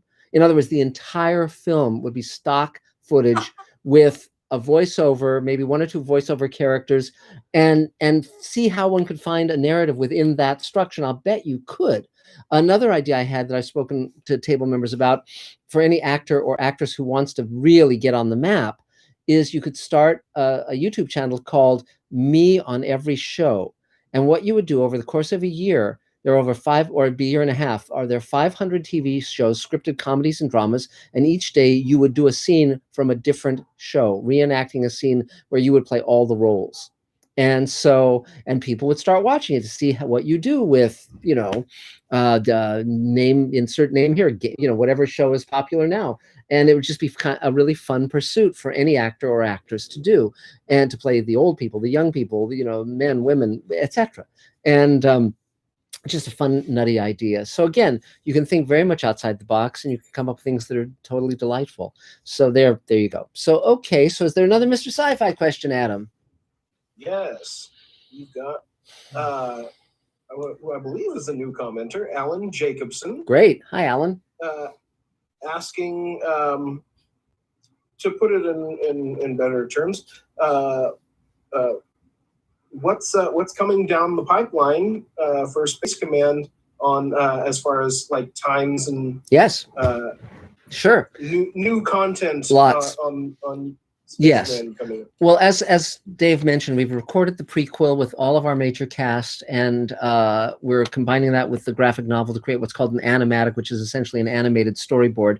And we're about 2/3 of the way through that, and we've completed the full prequel, the audio of it. It's a radio play, an audio play, and we'll be putting that out shortly. The first hour of the pilot, of course, is completed. That's gotten over 1 million views, and the second hour will be completed January. We're looking at January right now, and so that's coming. Additionally, the 2-hour pandemic episode I've put up on Mr. Sci-Fi, where the actors shot their own scenes with their own cameras, and that was really, really fun. And as soon as we finish shooting, and then we're also in production shooting hour 4 of Space Command, the second hour of Space Command Forgiveness. So as soon as that's shot, we finish the post-production on that 2-hour episode, and then we go right into Great Solar War, which is the next one after that. And then Space Command is structured as 2-hour stories that form a larger arcing story over the first season.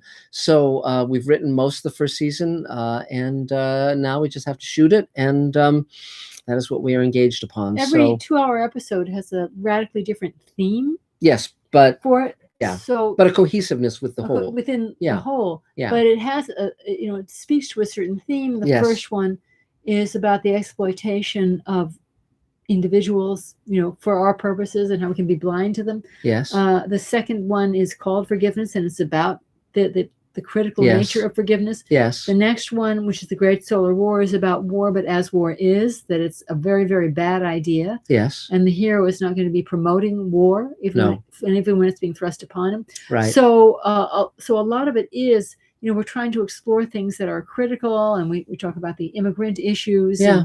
And, just fun stuff. Just all kinds of and fun aliens stuff. and androids Yes, and aliens spaceships and but in terms of blasters. themes, we're just exploring different characters and stuff. And then we're doing the 6th series of the Showrunners Network, which I'll talk about when it gets to be our turn. So cool. Thanks. Yay. Yeah. So I guess next is Marc Agushowitz, the wonderful Marc Agushowitz. Hello. Okay, so first off, thank you for signing my Cabinets of Curiosities book. David gave it to me last week. Cool. So it's cool. And then also, when I was over at Dark Delicacies, this is for you. I picked up a copy of this, which I didn't even know existed. Cool. You're quoted quite a bit in this. That's fun. She even gives you credit for the Twilight Zone companion being the reason she decided to write it. How fun. For people that don't know, when I interviewed Marc for something else, I told him that Friday the 13th series is literally one of my favorite things on his IMDb page. Wow, cool. I story edited that show the first season. Yeah. And wrote a bunch of them. I watched it a lot in college. I've watched it recently too, and it holds up in a kind of corny way, but it's still a lot of fun to watch. Yeah. So, what's the book called? It's called Curious Goods: Behind the Scenes of Friday the 13th, the series. Yes. And Marc's quoted quite a bit in it because I guess that maybe the author must have interviewed you. It sounds. I guess, sure. But the interesting, for those who've never seen Friday the 13th, the series, it has nothing to do with the movies. So it's not about Jason killing people. It's about two cousins, a male and a female, two young people who discover upon the death of their uncle, they inherit his antique shop, and they discover that he made a deal with the devil. And as a result, all of these items that are locked in his vault are cursed, and he sold these items off. And so they're going in search of these items to be able to get them back, so they won't be continuing to create evil in the world and put them under lock and key. And so each week they would be encountering some cursed object that would have some sinister magical power. And it was really fun to come up with the different kinds of stories. And the actors we worked with included people like, Ray Walston and so forth. So some of my heroes growing up, because he starred in My Favorite Martian, I was able to write characters for. So that was really fun. It was my first job on staff, on a writing staff, and it was also my first job on a studio lot. We were at Paramount, and that was really, really fun. So so thanks. My heroes actually worked on the show too, besides you, of course, but David Cronenberg directed it. Yes, he did, and really did it. Things he was not really up to the task of directing episodic television, but I won't. Actually, I think it's one of the weaker episodes. Yeah. It's hard for me to say that because he's one of my favorite filmmakers. Yes. And then before I get into me, I'd like to second what David Bartlett was saying. Trial of the Chicago 7 is an incredible film that everybody should check out. And one of the performances he left off was Frank Langella, who really should be up for an Oscar. He's pretty incredible in the film. Anyway, so my name is Marc. I'm an editor. Got some projects kind of come my way. Still working for Yosemite National Parks, thanks to Dave Edison, who got me that job. I got a couple webisodes, still waiting for them to come from Vegas for me to edit. Every day they're like, yeah, we're going to stick it in the mail because they're sending me a drive, and I've yet to receive it. But I'm looking forward to actually doing that. So last week I said that, I told everyone that we were going to be putting up the next episode of our podcast called The Screen Forum, but I also said it was going to be my last episode because of what we're calling creative differences. Mm-hmm. But as last week, I was kind of in a very stressed out, torn apart mood with everything that was going on. This week, I'm going to stay more positive because what this is leading me leaving this podcast is leading me to a project I've been trying to put together for about 6 years. And a friend of mine who's got a, what do you call it? He's got like, I don't want to say studio. It's not really a studio, but he's got like a little company that he's got 3 podcasts attached to it. He's gonna help me put this together. I originally wanted to do a website, but things kept getting in my way with this particular idea. Now we're going to do the website /podcast, and I'm not going to let other people's projects get in the way of me getting it done. So that's kind of what it was. You take paid gigs, or you're helping other people out, and next thing you know, your stuff kind of goes to the side. And I'm not going to let that happen this time. We're looking at launching the podcast, maybe even the website on March 1st, which gives me plenty of time to put it together and get a head start on it. And basically the basis is it's a 100% pro movie environment, because I am absolutely tired of the movie critics out there who don't seem to even like movies. And it's time that we put out something that actually showed love for movies. Great. And so we're going to be only talking about movies that we love. And I'm going to be bringing on guests to talk about movies that they love. And it's basically movies that you love that you can't believe people haven't seen. Or no matter what, because I know people will be like, I'll be like, have you seen A Little Princess, which is the movie I recommend out more than anything else. It was Alphonse Cuarón's first American movie. So many people will say they haven't seen it. And the ones that have heard of it will say, but the poster looks stupid and this, that, and the other thing. And then they'll watch it and they'll love it. And so I kind of want to bring to people those movies that they either have never heard of, thought looked maybe stupid, but really wasn't. I think they should give it a chance. Great. And doing that, we can actually celebrate movies with a website and a podcast. And Cool. I've got a bunch of people already telling me that they'll be on it, including an animation friend of mine who is also going to reach out to some of his connections. I'm trying to get Paul Williams on, because Paul Williams is about to be on our Talking Apes podcast, which I'm no longer a part of, but I'm really close friends with the co-host still. So he's going to see if he can get him on my show. And moving forward, I'm actually really excited about it. When I start talking about it, I can't stop, because I've been wanting to do it for a long time. And so I'm actually really, really excited about moving forward with this, both the website and the podcast. And we've been talking about a movie night too on the Zoom or something, where once a month we'll get together with the fans and just talk movies. Great.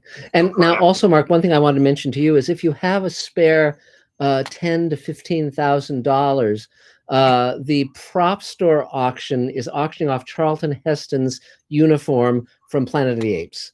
So you might want to count your pennies and, see what you can do about that. You keep mentioning these costumes to me, and I look them up and they're like $3,000-$4,000. So I'll make a deal with you. You buy the costume for me. My birthday's in a week and a half. Yes. And I'll let you use it in your film. Well, how swell. That's mighty kind of you. So though it's funny, because one of my favorite things is there's an Outer Limits episode, the original Outer Limits, in which an amusement park space ride is turned into a real spaceship by an alien creature that abducts the human beings out in space, including the captain of the flight, the amusement park employee. And Don Gordon played that role, and he wore this really cool kind of jumpsuit vest thing that I was sure the vest was black and the jumpsuit was like maybe gray or silver. And they're auctioning off that costume. And interestingly enough, the vest is bright red and the jumpsuit is bright orange, which you can't tell in this black and white episode. But I actually interviewed Don Gordon for the Twilight Zone Companion in around 1977. And we talked about that episode. It's one of my favorite Outer Limits episodes. So, and that's about like $800. So that's something where you start to go, that might make sense, because it ain't 15 grand. So, you keep throwing the stuff at me, and I see the price, and I'm like, oh my God, I wish I had that kind of money. Yeah. Anyway, back to the podcast. I'm going to continue with the one element that I did like about the Screen Forum, which was the meeting the filmmakers and everything. So I'm going to be trying to bring on as many filmmakers as possible to continue with what you have been suggesting people do for as long as I've been here, which is use the podcast to meet and network with filmmakers. Yes. And so I'm going to continue to do that. Those are the kind of people that I'm going to have on the show. Yes. I'm going to reach out to Joe Doherty again. I'll definitely want to talk to you about that, and everybody else on the table. Two people I would suggest you reach out to are Kevin Smith and Joe Dante, because they're both huge cinema fans. And if you said, would you like to present a film that's not one that you did, but like one of your favorite films that most people have never seen that you just think is terrific, I'm sure they would really want to do that. I think I have a contact with Kevin Smith, because I have a friend who just had Kevin Smith on their podcast. Yeah. So that's actually a really good one. I did not think about Joe Dante, but I've listened to Joe Dante's podcast. He really is a cinephile. Yes. He knows everything. And very articulate. And he's he's really nice too. Yeah, no, that's a good idea too. And then I'm also going to be reaching out to Kevin Clash, who I just talked on Sunday about a project he needs my help on, or he may need my help on. And of course, for people who don't know, Kevin Clash is Elmo, or was Elmo for the longest time. And then hopefully some of these people can help me connect with some of the people that they know. Yes. My animation friend, he knows a very high, one of the biggest voiceover artists out there right now, and he said that he'd reach out to him. Yeah. So I never talked about the screen form like this. I'm just really excited about this. The screen form was great, and I loved what we were doing. We had some issues that kind of caused me to leave, but this is going to be me. I got a friend who I worked 6 years producing, doing Talking Apes with, who's going to help me produce it, and I'm just really looking forward to it. Okay. That being said, just waiting for one more graphic shot on my short film, my zombie film. I don't know what's taking so long. I'm starting to get really upset about it, but I'm trying not to let it get to me, and then I can lock it and we can finish this thing that's been taking too long. But that's it. That's it. I'm looking positive to the future right now. Last week, I know everybody probably was like, what a complainer. No, not at all. But great. Well, 3 cheers, Mark. Yay! 3 cheers. So is there another Mr. Sci-Fi question, Adam? And I thought waiting for the Nevada ballot count was bad. Yes, we have a question from El John Areno, who asks, do you ever write a scene that's good to shoot on its first draft? Yes. Do you find writers can be resistant to rewrites because they're so sure they already got it right as it is? Yes. One of the great tasks of being a professional writer is to be open to other people's notes and really start to have a sense of what makes something better and what makes it worse.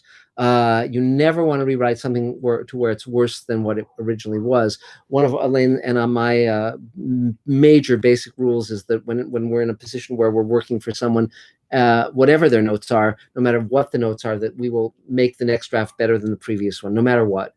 And it takes a lot of creativity sometimes. But now that we're writer, producer, directors on our own work, now that we aren't really answering to anybody, sometimes you write a scene that's just really strong from the get-go, and other times there's scenes that just don't come together, and either you throw them out or you lick them, you figure out the solution. But this is also where it's very good that Elaine and I bounce off each other, because I'll write something that I think is just great, and Elaine will say, well, this has a major quality of suckitude to it, and it'll go like, okay, let's rewrite that one. Or sometimes we'll bounce back and forth. I'll write something and she'll rewrite it, or vice versa. We'll keep polishing it. Elaine is a very good comedy writer, and so for instance, the scene we shot with David Bartlett and our dogs for the Space Command pandemic episode, I did the first draft, and then Elaine rewrote it and made it better. And so he was on a roll. It was one of those things where he was on a roll, and then he had to take a long frustrating business call, and he couldn't get back to it. Right. So that was unusual. Yeah, that was frustrating. He had it all thought out. Yeah. And then it just kind of and then it sort of like evaporated. Yeah, very challenging. That was the only reason I took a whack. Yeah, but now it works. Now the scene works. So but that's but again, it's very important to recognize the difference between what works and what doesn't. Most writers who fail, it's because a big reason is because they can't tell. They're confident the work is solid when it's not. And so it's really important that one have response, get feedback, really, get a sense of what's working and what's not. Yeah. So one of the best things to do sometimes is to, when you've written the perfect thing, let it lie for a couple of days and then reread it. Yeah. Or you'll say, what's that smell? And then you'll know. But yes, exactly. So great. So thanks. So let's see. Next is Nina. Yay, Nina. So either that cat's very close to the screen or it's gigantic. So, and unmute your mic. There you go. He's massive. Okay. He's like about a 20-pound cat. Gotta move, dude. Okay, dude. I know. He's very upset. Okay. Hi, everybody. I hope y'all are doing good. If you're not, this too shall pass. That's all we can do. Closing on that. Okay. Been realizing, you guys, and I mean, not just you two, I mean, everybody on here is on fire. You guys are doing so much, and it's very, inspiring and daunting all at the same time. But that's okay. And being where I'm at, I had to realize where I was rather than being in denial where I was, which is kind of, I'm recognizing that I'm kind of in a spot right now where I'm just trying to get a lot of anything going to get to generate, right? To generate even, I've even given up passion for right now. Just a good interest would be nice. Curiosity would be nice. So now that I'm understanding that sometimes I'm spinning my wheels, like when you get caught in the mud, and the back wheels are spinning and spinning and spinning, and you don't know if you're actually really moving or you're not. You just, that's sort of sometimes when you're doing, I'm doing research on the computer, trying to find stuff or find people and find connections. Sometimes hours will go by and go like, what the hell? What have I done? Like 50 gallons of water and looked at so and so's website, and so when I'm done being mean to myself and telling myself I'm not getting anything done, I actually took a lot of notes today so that I could notice that I was actually throwing cat litter into the spinning wheels to get some traction. Crazy metaphor. Okay. If you've been stuck in the snow, you know what I'm talking about. Okay, so just found I found a voiceover class to also network with. That's going to start in December, which I'm kind of excited about. And it's more about production and getting how to have your auditions at home, what you need to work out. And we have a studio, so I'm in good shape. So that'll be good.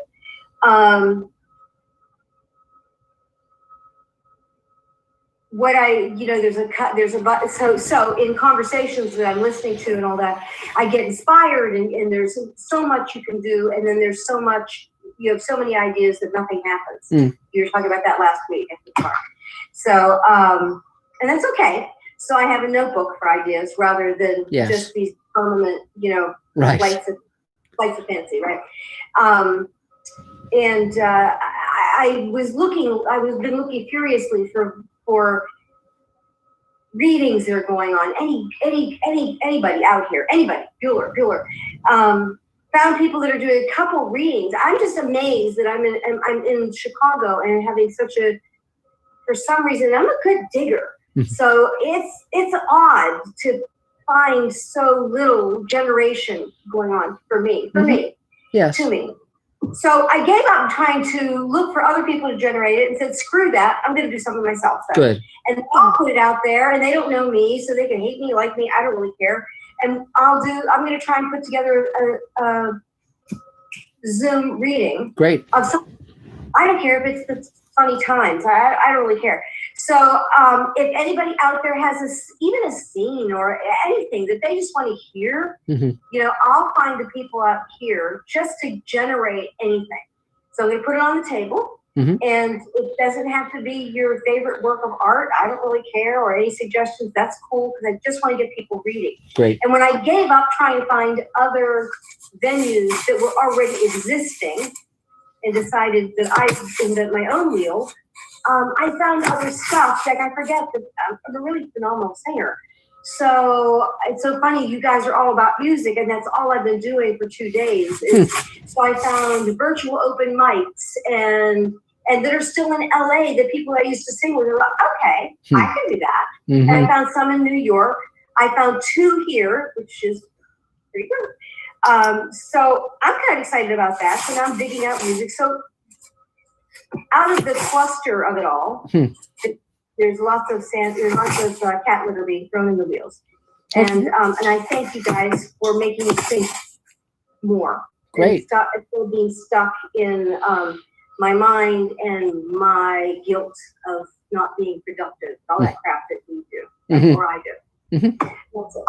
Okay, yay, Nina. A couple things I can say in regard to what you're talking about, and I mentioned this before. This is my to-do list. I'll just show that a little bit to both screens. And what I do every week is I start with for this week with the date, and then I write down the things that I have to do. And next to the ones that advance me creatively, I put a star, and next to the ones that advance me financially, I put a $sign. And the ones that don't have a star or a $sign, I don't do.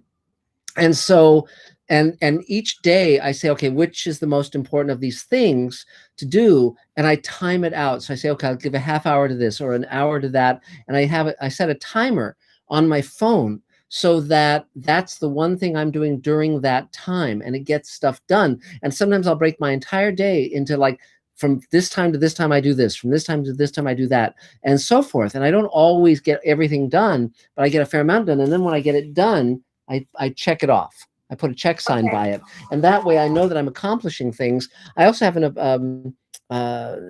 someone that I check in with on a daily basis in the morning to say, this is what I'm going to do today. This is what I did yesterday. So creatively. And so, so again, an accountability partner. And again, it shouldn't be someone who's in your family or in your, or that you're in a relationship with. It should be someone that just, you're checking in about that. It's not therapy. You don't talk for 2 hours. You talk for 5 or 10 minutes. And that, yeah, yes.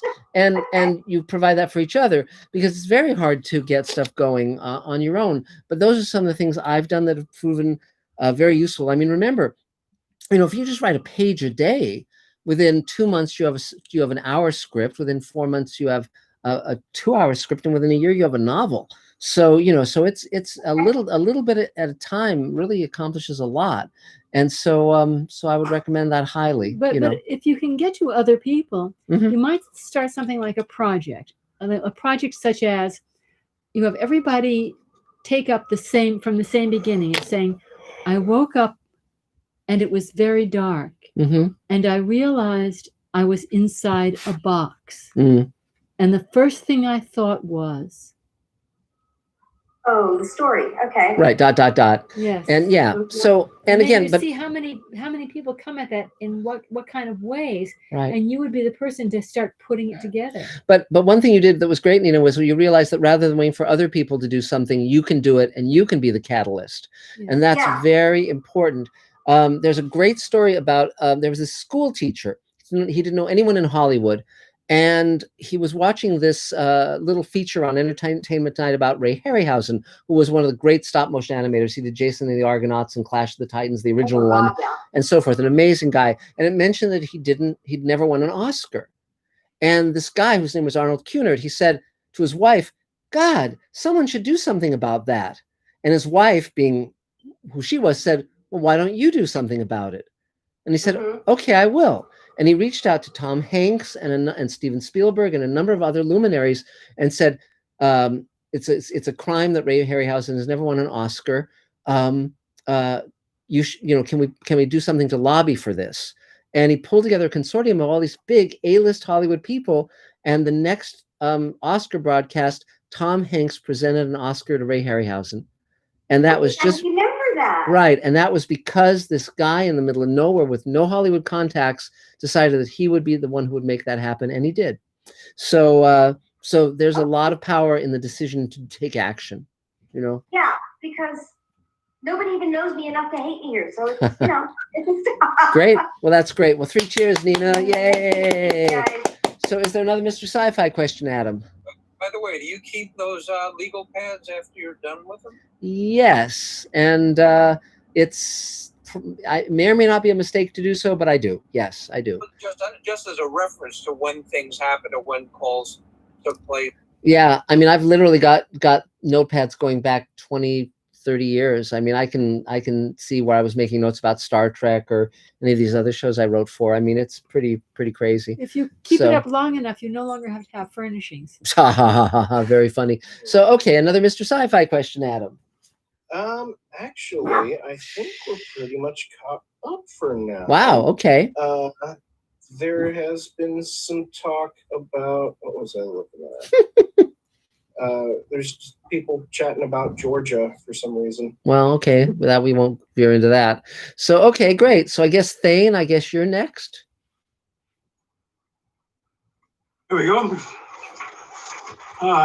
Thane Allison, SAG-AFTRA character actor. Been staying busy and positive. My younger son and his wife showed up on Monday afternoon from Denver, and left the next morning, of course. But it was good to see him. It's been a couple of years, and In addition, working on my one-man show, I think I'm ready to do a staged reading of it. I've seen a couple of actors do their staged reading and learning something about how that works, and so I'm going to see if I can move the agenda on that. And been working on some voiceover stuff just to keep in practice and keep the articulation going so that I don't mumble my words and good bumble along. And there's a certain amount of technical side of that when you're doing it all by yourself. When you screw up, knowing when to stop and start over and where you start from, and not back at square one. In case anybody ever thought that a audio book was somebody read it straight through and never made a mistake, a little hint, that's not true. And no matter what it is you work on, you wind up with stumbles and bumbles, and it helps to practice and it helps to keep fluid, but it is also important to realize there are some technical tricks that you can do with. I use Audacity. It's free and it's a great program, and lets you do a lot of those kinds of things. And I've acquired some foam recently to cut down on the temper in this room. Glass window on one side and a bare wall on the other. So it helps with sounds, making the sound less tinny. So it's just trying to stay positive, stay busy and ready to go to work. And I gathered up some props for David that are filling up my dining room and parts of my garage. I just note that my motto is age and treachery always trumps youth and vitality.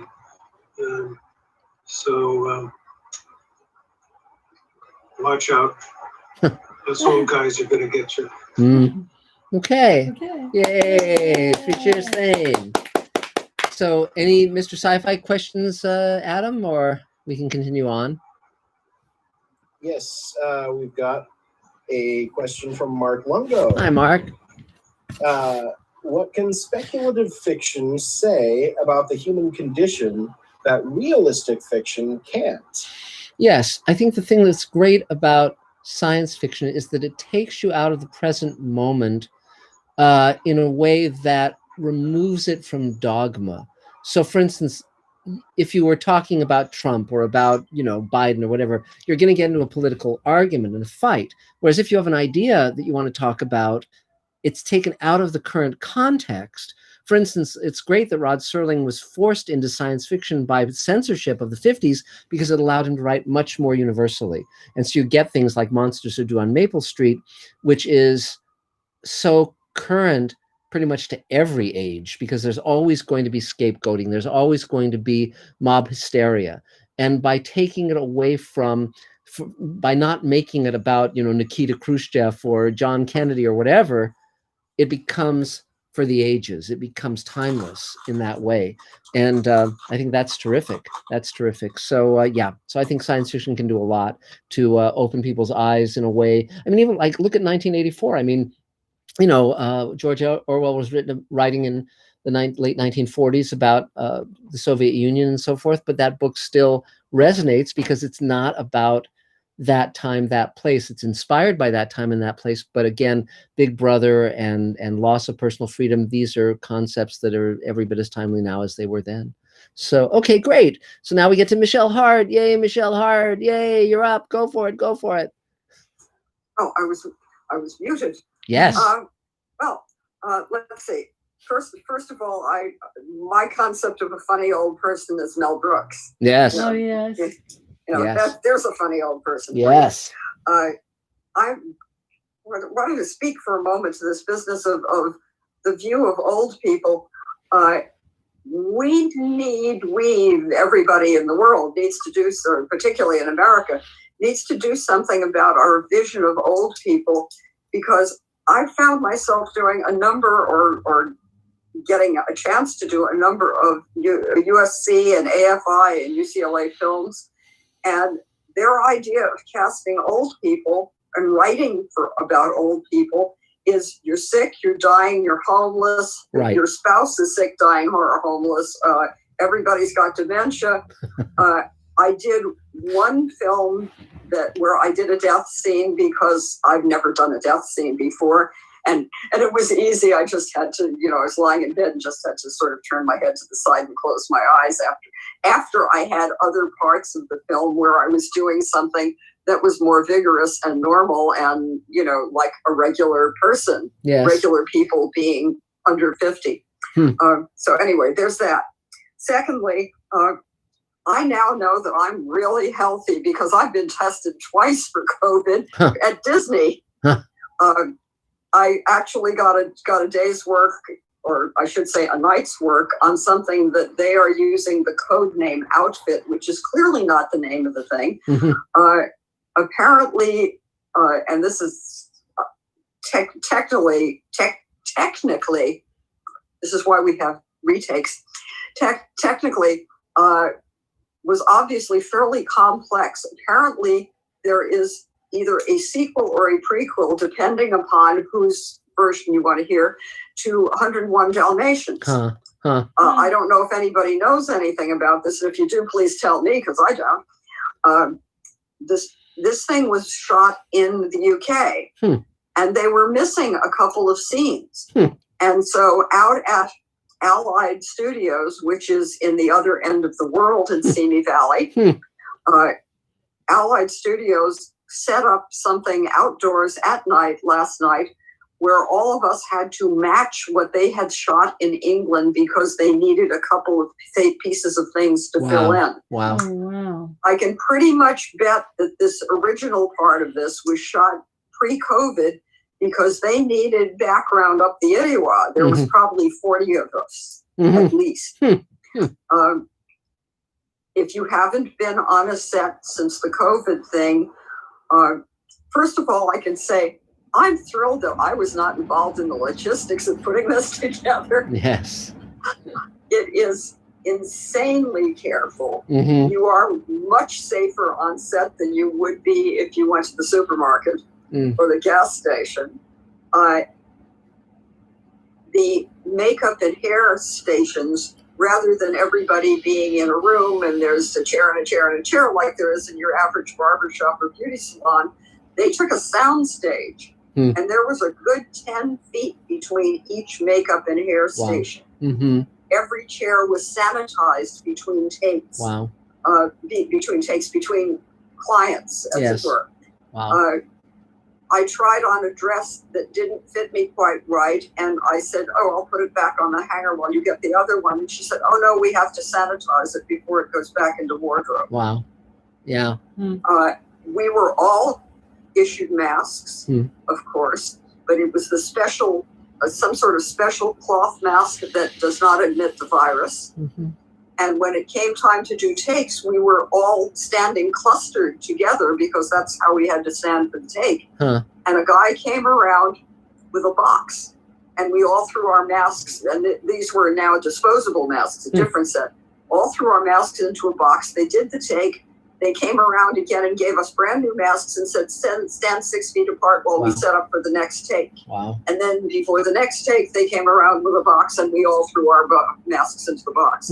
I have never seen such care taken of anything. It was really impressive. And that's not counting the day that I had to go specifically to Disney for the test, followed by a 45-minute meeting on Zoom to tell us all how to behave to be safe.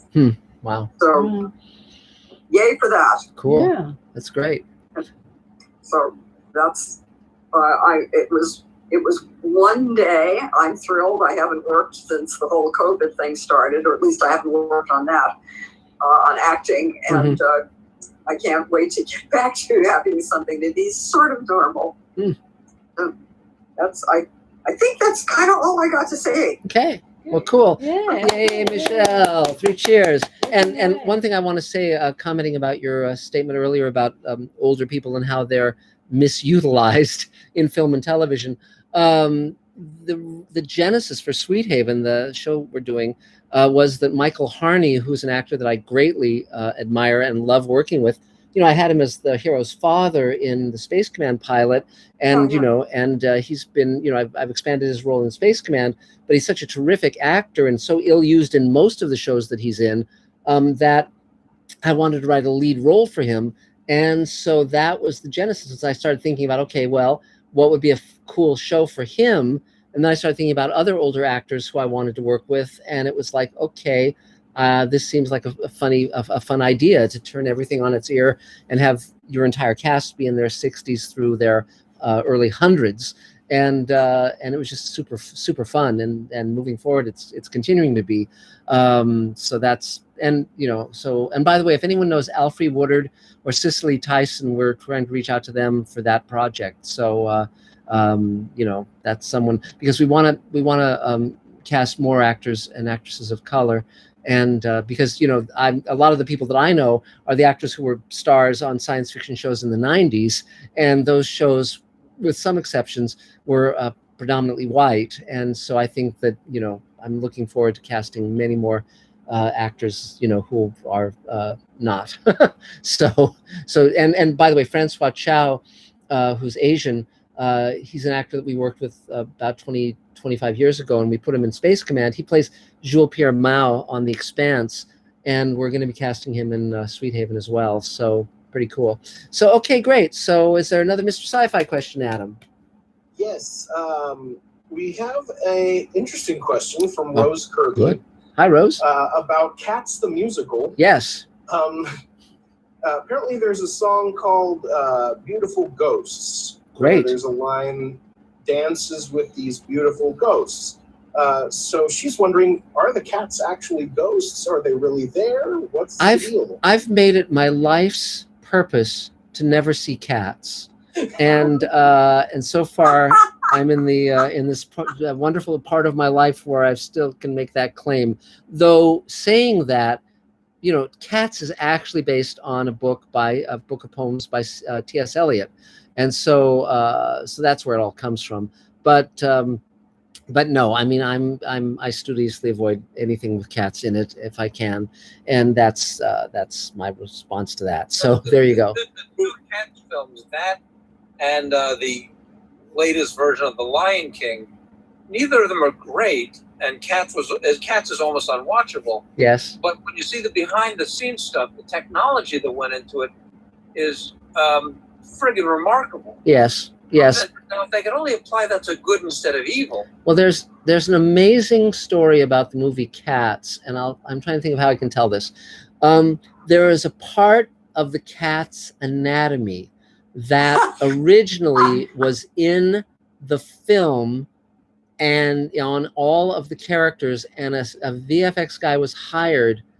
I think around. Cat will willingly show it to you as it's leaving. Yes, and there was a guy, a VFX artist, who was hired specifically for the task of removing that part of the cat's anatomy before the film was released. And there have been people clamoring to see the original version, and so that's probably the most interesting thing about Cats. Period.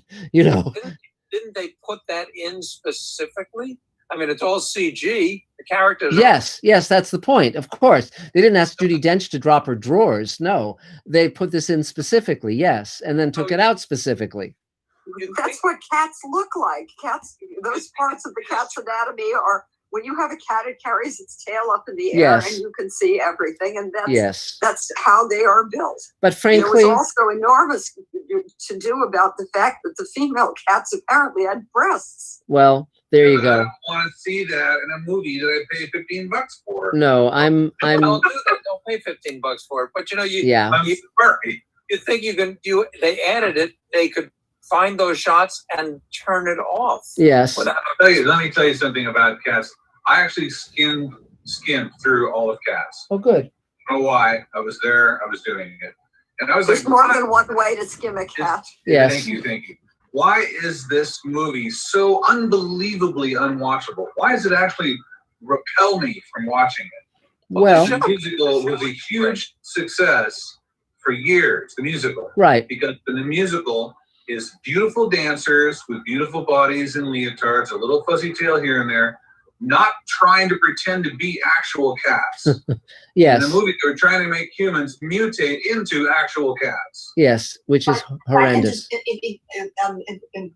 Mutate. Yeah.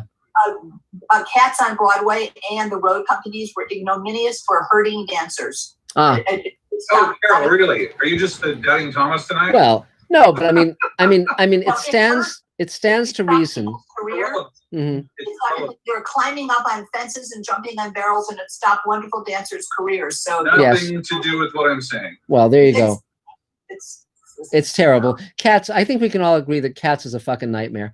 So, okay. So continuing on. You know the other end of it is one song. Cats only has one song. Yes. Yes. And it's sung through the whole thing till you just lose your mind. Yes. Rose Yes. Kirby, what have you done? Forbidden Broadway. Guys, Mark, I just want to say something. Sure. In repose to not Alfred Woodward, but Miss Jane Pittman, I live next door to Cicely Tyson. Miles Davis. Oh, Miles Davis, She's yes. Jim, and I've met her a couple of times. I saved his life. Jeff and I both saved his life. Wow. I'd be willing to make a call. Sure. You know, I don't think she remembers me all that much, but I was good friends with Miles. Wow, that's very interesting. Well, I mean, we shared a wall. It was right next to. He saved my life. I saved his. wow. Well, there I'll you go into go. it later, but if you want Wow. me to make a call, I'll be happy Sure. to do so. Sure. Sure. Okay, I just got to get her number. Well, yeah, that's the trick, you know. So, yeah, I'll get it. I'll yeah. get it. Mazel tov. Okay, great. So let's see. So Gino, you're up, and I kept looking at you and looking at you. You have shaved off your facial hair. That is what makes you look different. Okay.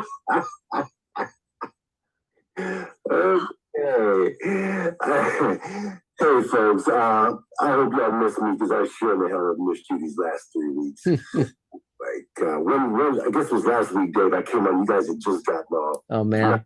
Before. Okay. Yeah, it's shaved off. It's good. It's gonna be going back though. Okay. Hi for the few on here that I'm seeing for the first time. Hi, I'm Gino. Kick-ass actor, filmmaker, comedian. I worked a trailer shoot with a new table member, John Watson. He first came out about a month and a half ago. We shot this a couple of weeks back. Karen Crane came and did makeup.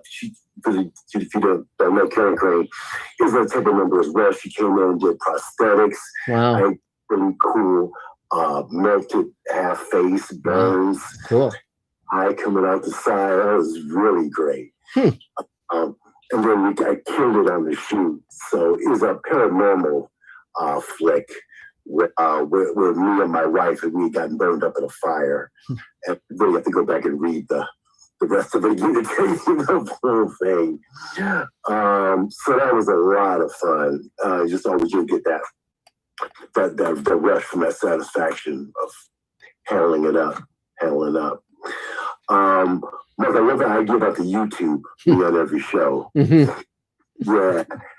And also go say again the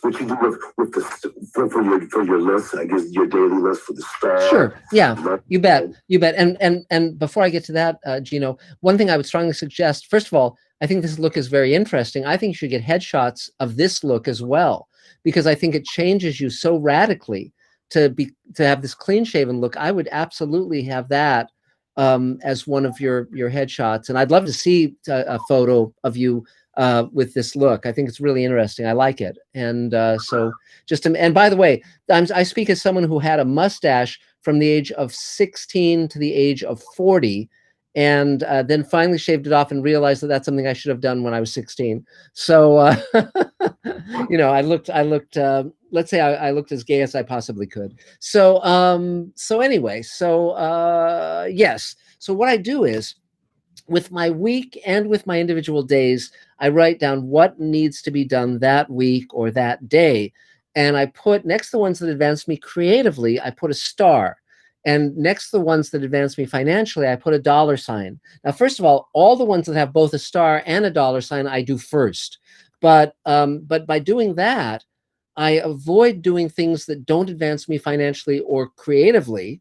So those just go off to the side, and that means that in a given day, I'm always doing stuff that advances me creatively, and usually doing stuff that advances me financially as well. So that does put dusting on a back burner, however. Dusting, yes, dusting, yes.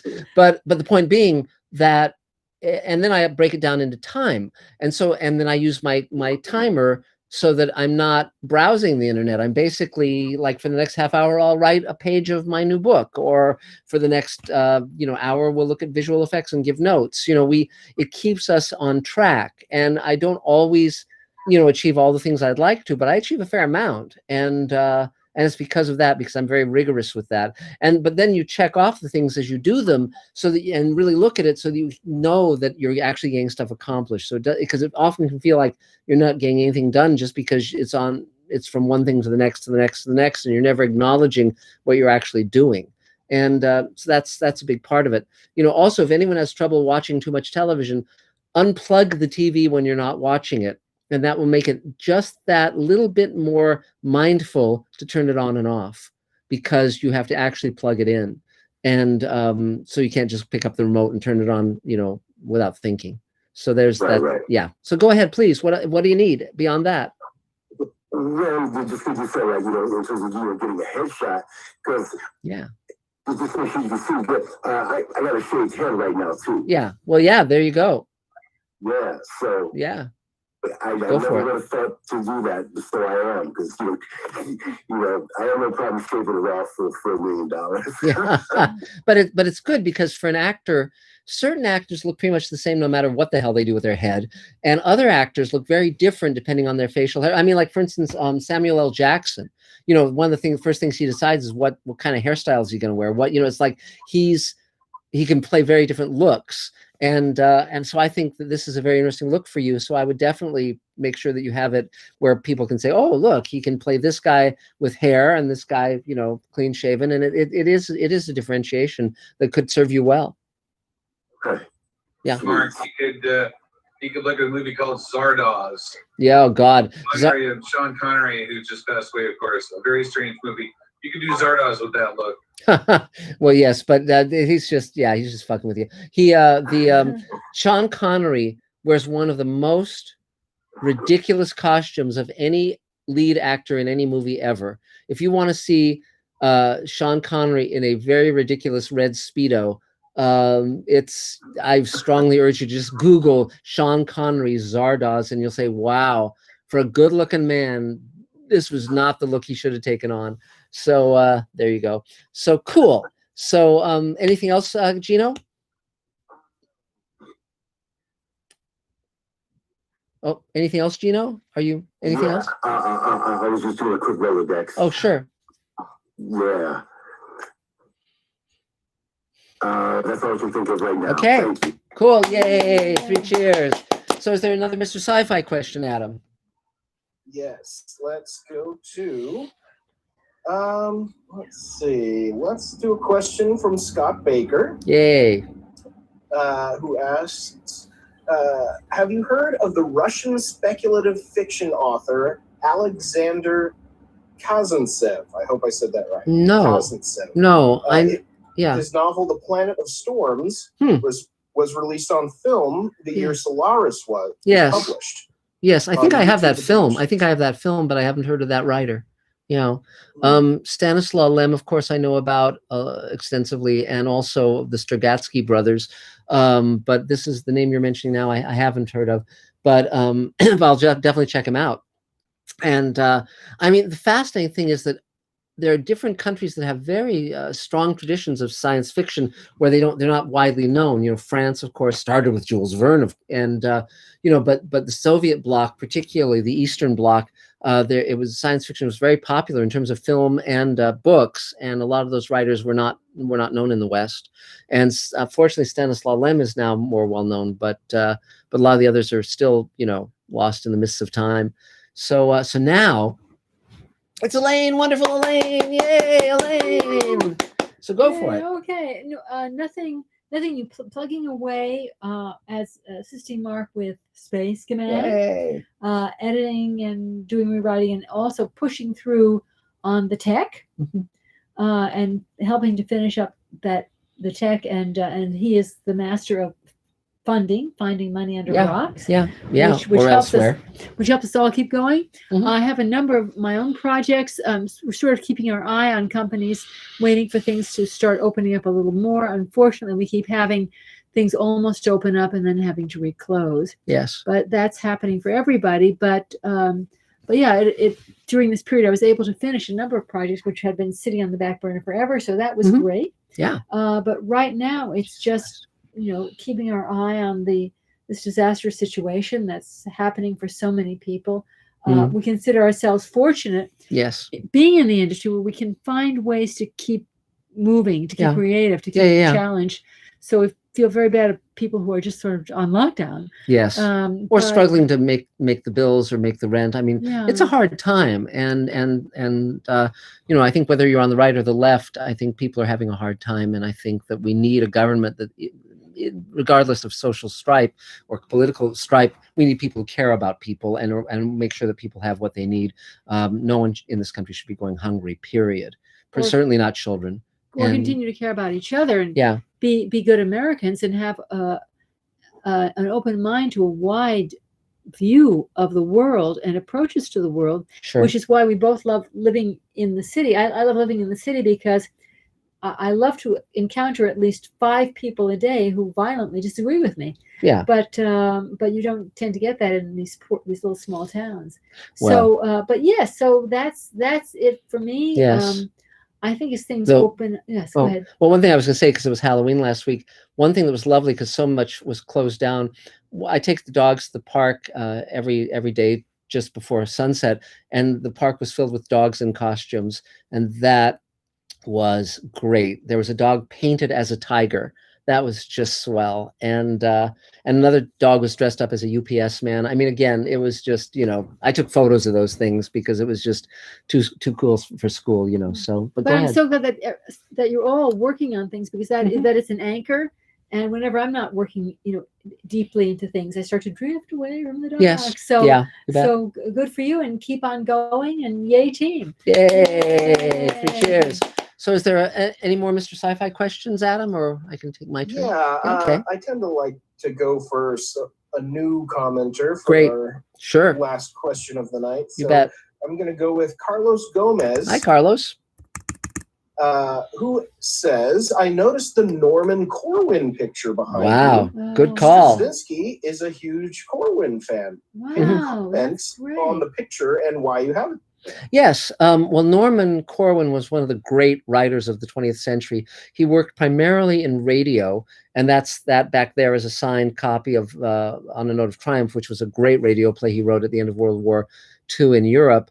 But he was a mentor and friend to Ray Bradbury, and I was an old radio fan from when I was a teenager. And so my first drawing class at UCLA, when I was an art student, there was a girl named Diane Corwin. And I said, are you any relation to Norman Corwin? And she was astonished that I knew who he was.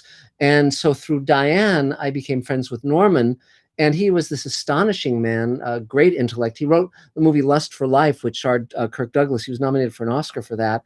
And he was a phenomenal man, a phenomenal writer. He was hugely responsible for Ray Bradbury's career. And it was an honor to know him. And and Joe Straczynski also, of course, knew Norman. He was an inspiration to both of us. So that's, a gentleman of the old school. Norman was, Norman was just really, he was talking about he made it to 101. He did. And he was talking about a politician. Elegant, talking about a politician that he particularly didn't like, and the way that he spoke of him, he said, "That's swine." Yeah, no, he was a great man, and also he was friends with all the great and famous. So you could say to him, "What was Eleanor Roosevelt like?" Or one of the great, he was just an amazing guy, and and he was part. I mean, you hadn't arrived as an actor unless you acted in one of Norman Corwin's radio plays, and he was also a huge inspiration to Rod Serling. So he had a tremendous impact on people. I mean, it's funny because there were two art forms of the 20th century that unfortunately faded, and it's a shame. One was silent film and the other was radio drama and comedy, the great radio shows. And it's a shame because there were so many brilliant artists in both of those forms. And if you've never seen a silent film projected at the correct speed, what are you holding up, David? I'm sorry, I didn't see what that was. What was that? It's hard to see what that is. Oh, that's Zardoz. That's Sean Connery as Zardoz. Yes, exactly. And you would look very, very good in that costume, David. Anyway, okay. But so that's the connection to Norman Corwin. He was a friend of ours for 30 years, and he made it to 101, thank God, and really a remarkable man in every way. So let's see. So now I guess it's Me, Wonderful Me. Yay. So yay! So a lot is happening, as we have mentioned. We're working on Space Command, and we're in post-production, pre-production, active production. We're building sets. We've got an alien spaceship that we're ready to film in. We've got creatures. We've got Space Command cars being built. We've got the futuristic hospital room being built, and the prop store and Profiles in History are both having auctions. And David, you and I should talk about that to see if there's anything that would actually benefit Space Command, because it's incredibly cool stuff. And but beyond that, we're doing the Showrunners Network, where we're creating 6 shows with 6 major showrunners, and that includes Sweet Haven with Rockne O'Bannon. It includes Fugitive Space with Marc Fergus and Hawk Ostby, who wrote Children of Men and Iron Man, and also are the showrunners and creators of The Expanse TV show. It also includes a new Rod Serling series that I'm in conversation with the Serling family about, which Rod would narrate, and also we'd be shooting scripts of Rod's that have never been shot. And just tons of cool stuff. And so the plan is we're going to shoot all 6 of those pilots. They're all 2-hour backdoor pilots. We'll shoot 1 hour of one entire season of one of the series. And we're going about trying to raise $36 million. And we have a phone conversation about that tomorrow. So we'll see how that all goes. But, it's cool to have your own studio, I've got to say. And meantime, beyond that, I'm writing the new book, Greenlighting Yourself, that Mike mentioned in passing, and I'm about a third done with it. If I just keep plugging away a little each day, I'll get it done in the next few months. And then my publishers, it's about time. Yeah, I know. I know. It's but it's I mean, it's a fun book. I'm writing it and mentioning that's very funny, because I'm writing a section on looking at yourself and seeing what you need to correct. And there's a friend of mine who is a Emmy-winning producer, and at one point he asked all of these people he worked with, if they could give him some feedback, and it turned out that they all agreed with the same perception of him, which is that he was an asshole. And so he took a look at that and he realized they were right. And he was successful. I mean, he was going from show to show to show and producing them, but he was just a fucking nightmare to work with. And so he actually went about cleaning up his act and changing, and he succeeded. And when he actually took our class and told this story on himself, and I just thought that was so charming that he actually took that criticism in, looked at it, and then took major actions to change that fact of himself. And that was really amazing. So I write about that in the book. So fun stuff. So, okay, so great. So beyond that, we're living our life. We're having great fun. We're doing, there's my Mr. Sci-Fi channel, so subscribe to that. I'm posting about science fiction and sharing all the Space Command stuff on Mr. Sci-Fi.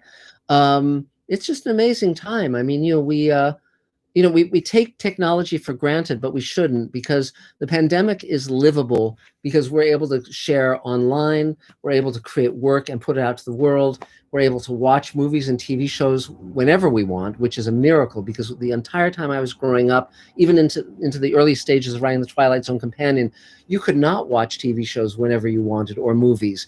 You had to wait for them to come on the air in reruns, or you'd go to a movie theater or some revival house. It was a lot more of a challenge. So we in many ways we live in a blessed time, And the fact that we can talk to people on the other side of the world. We're currently working with visual effects artists in Germany and Chile and so forth, and it's phenomenal. And so I think we can be our best selves, and we can help others enjoy that too. And but part of it is embracing who we are and what we love and sharing it.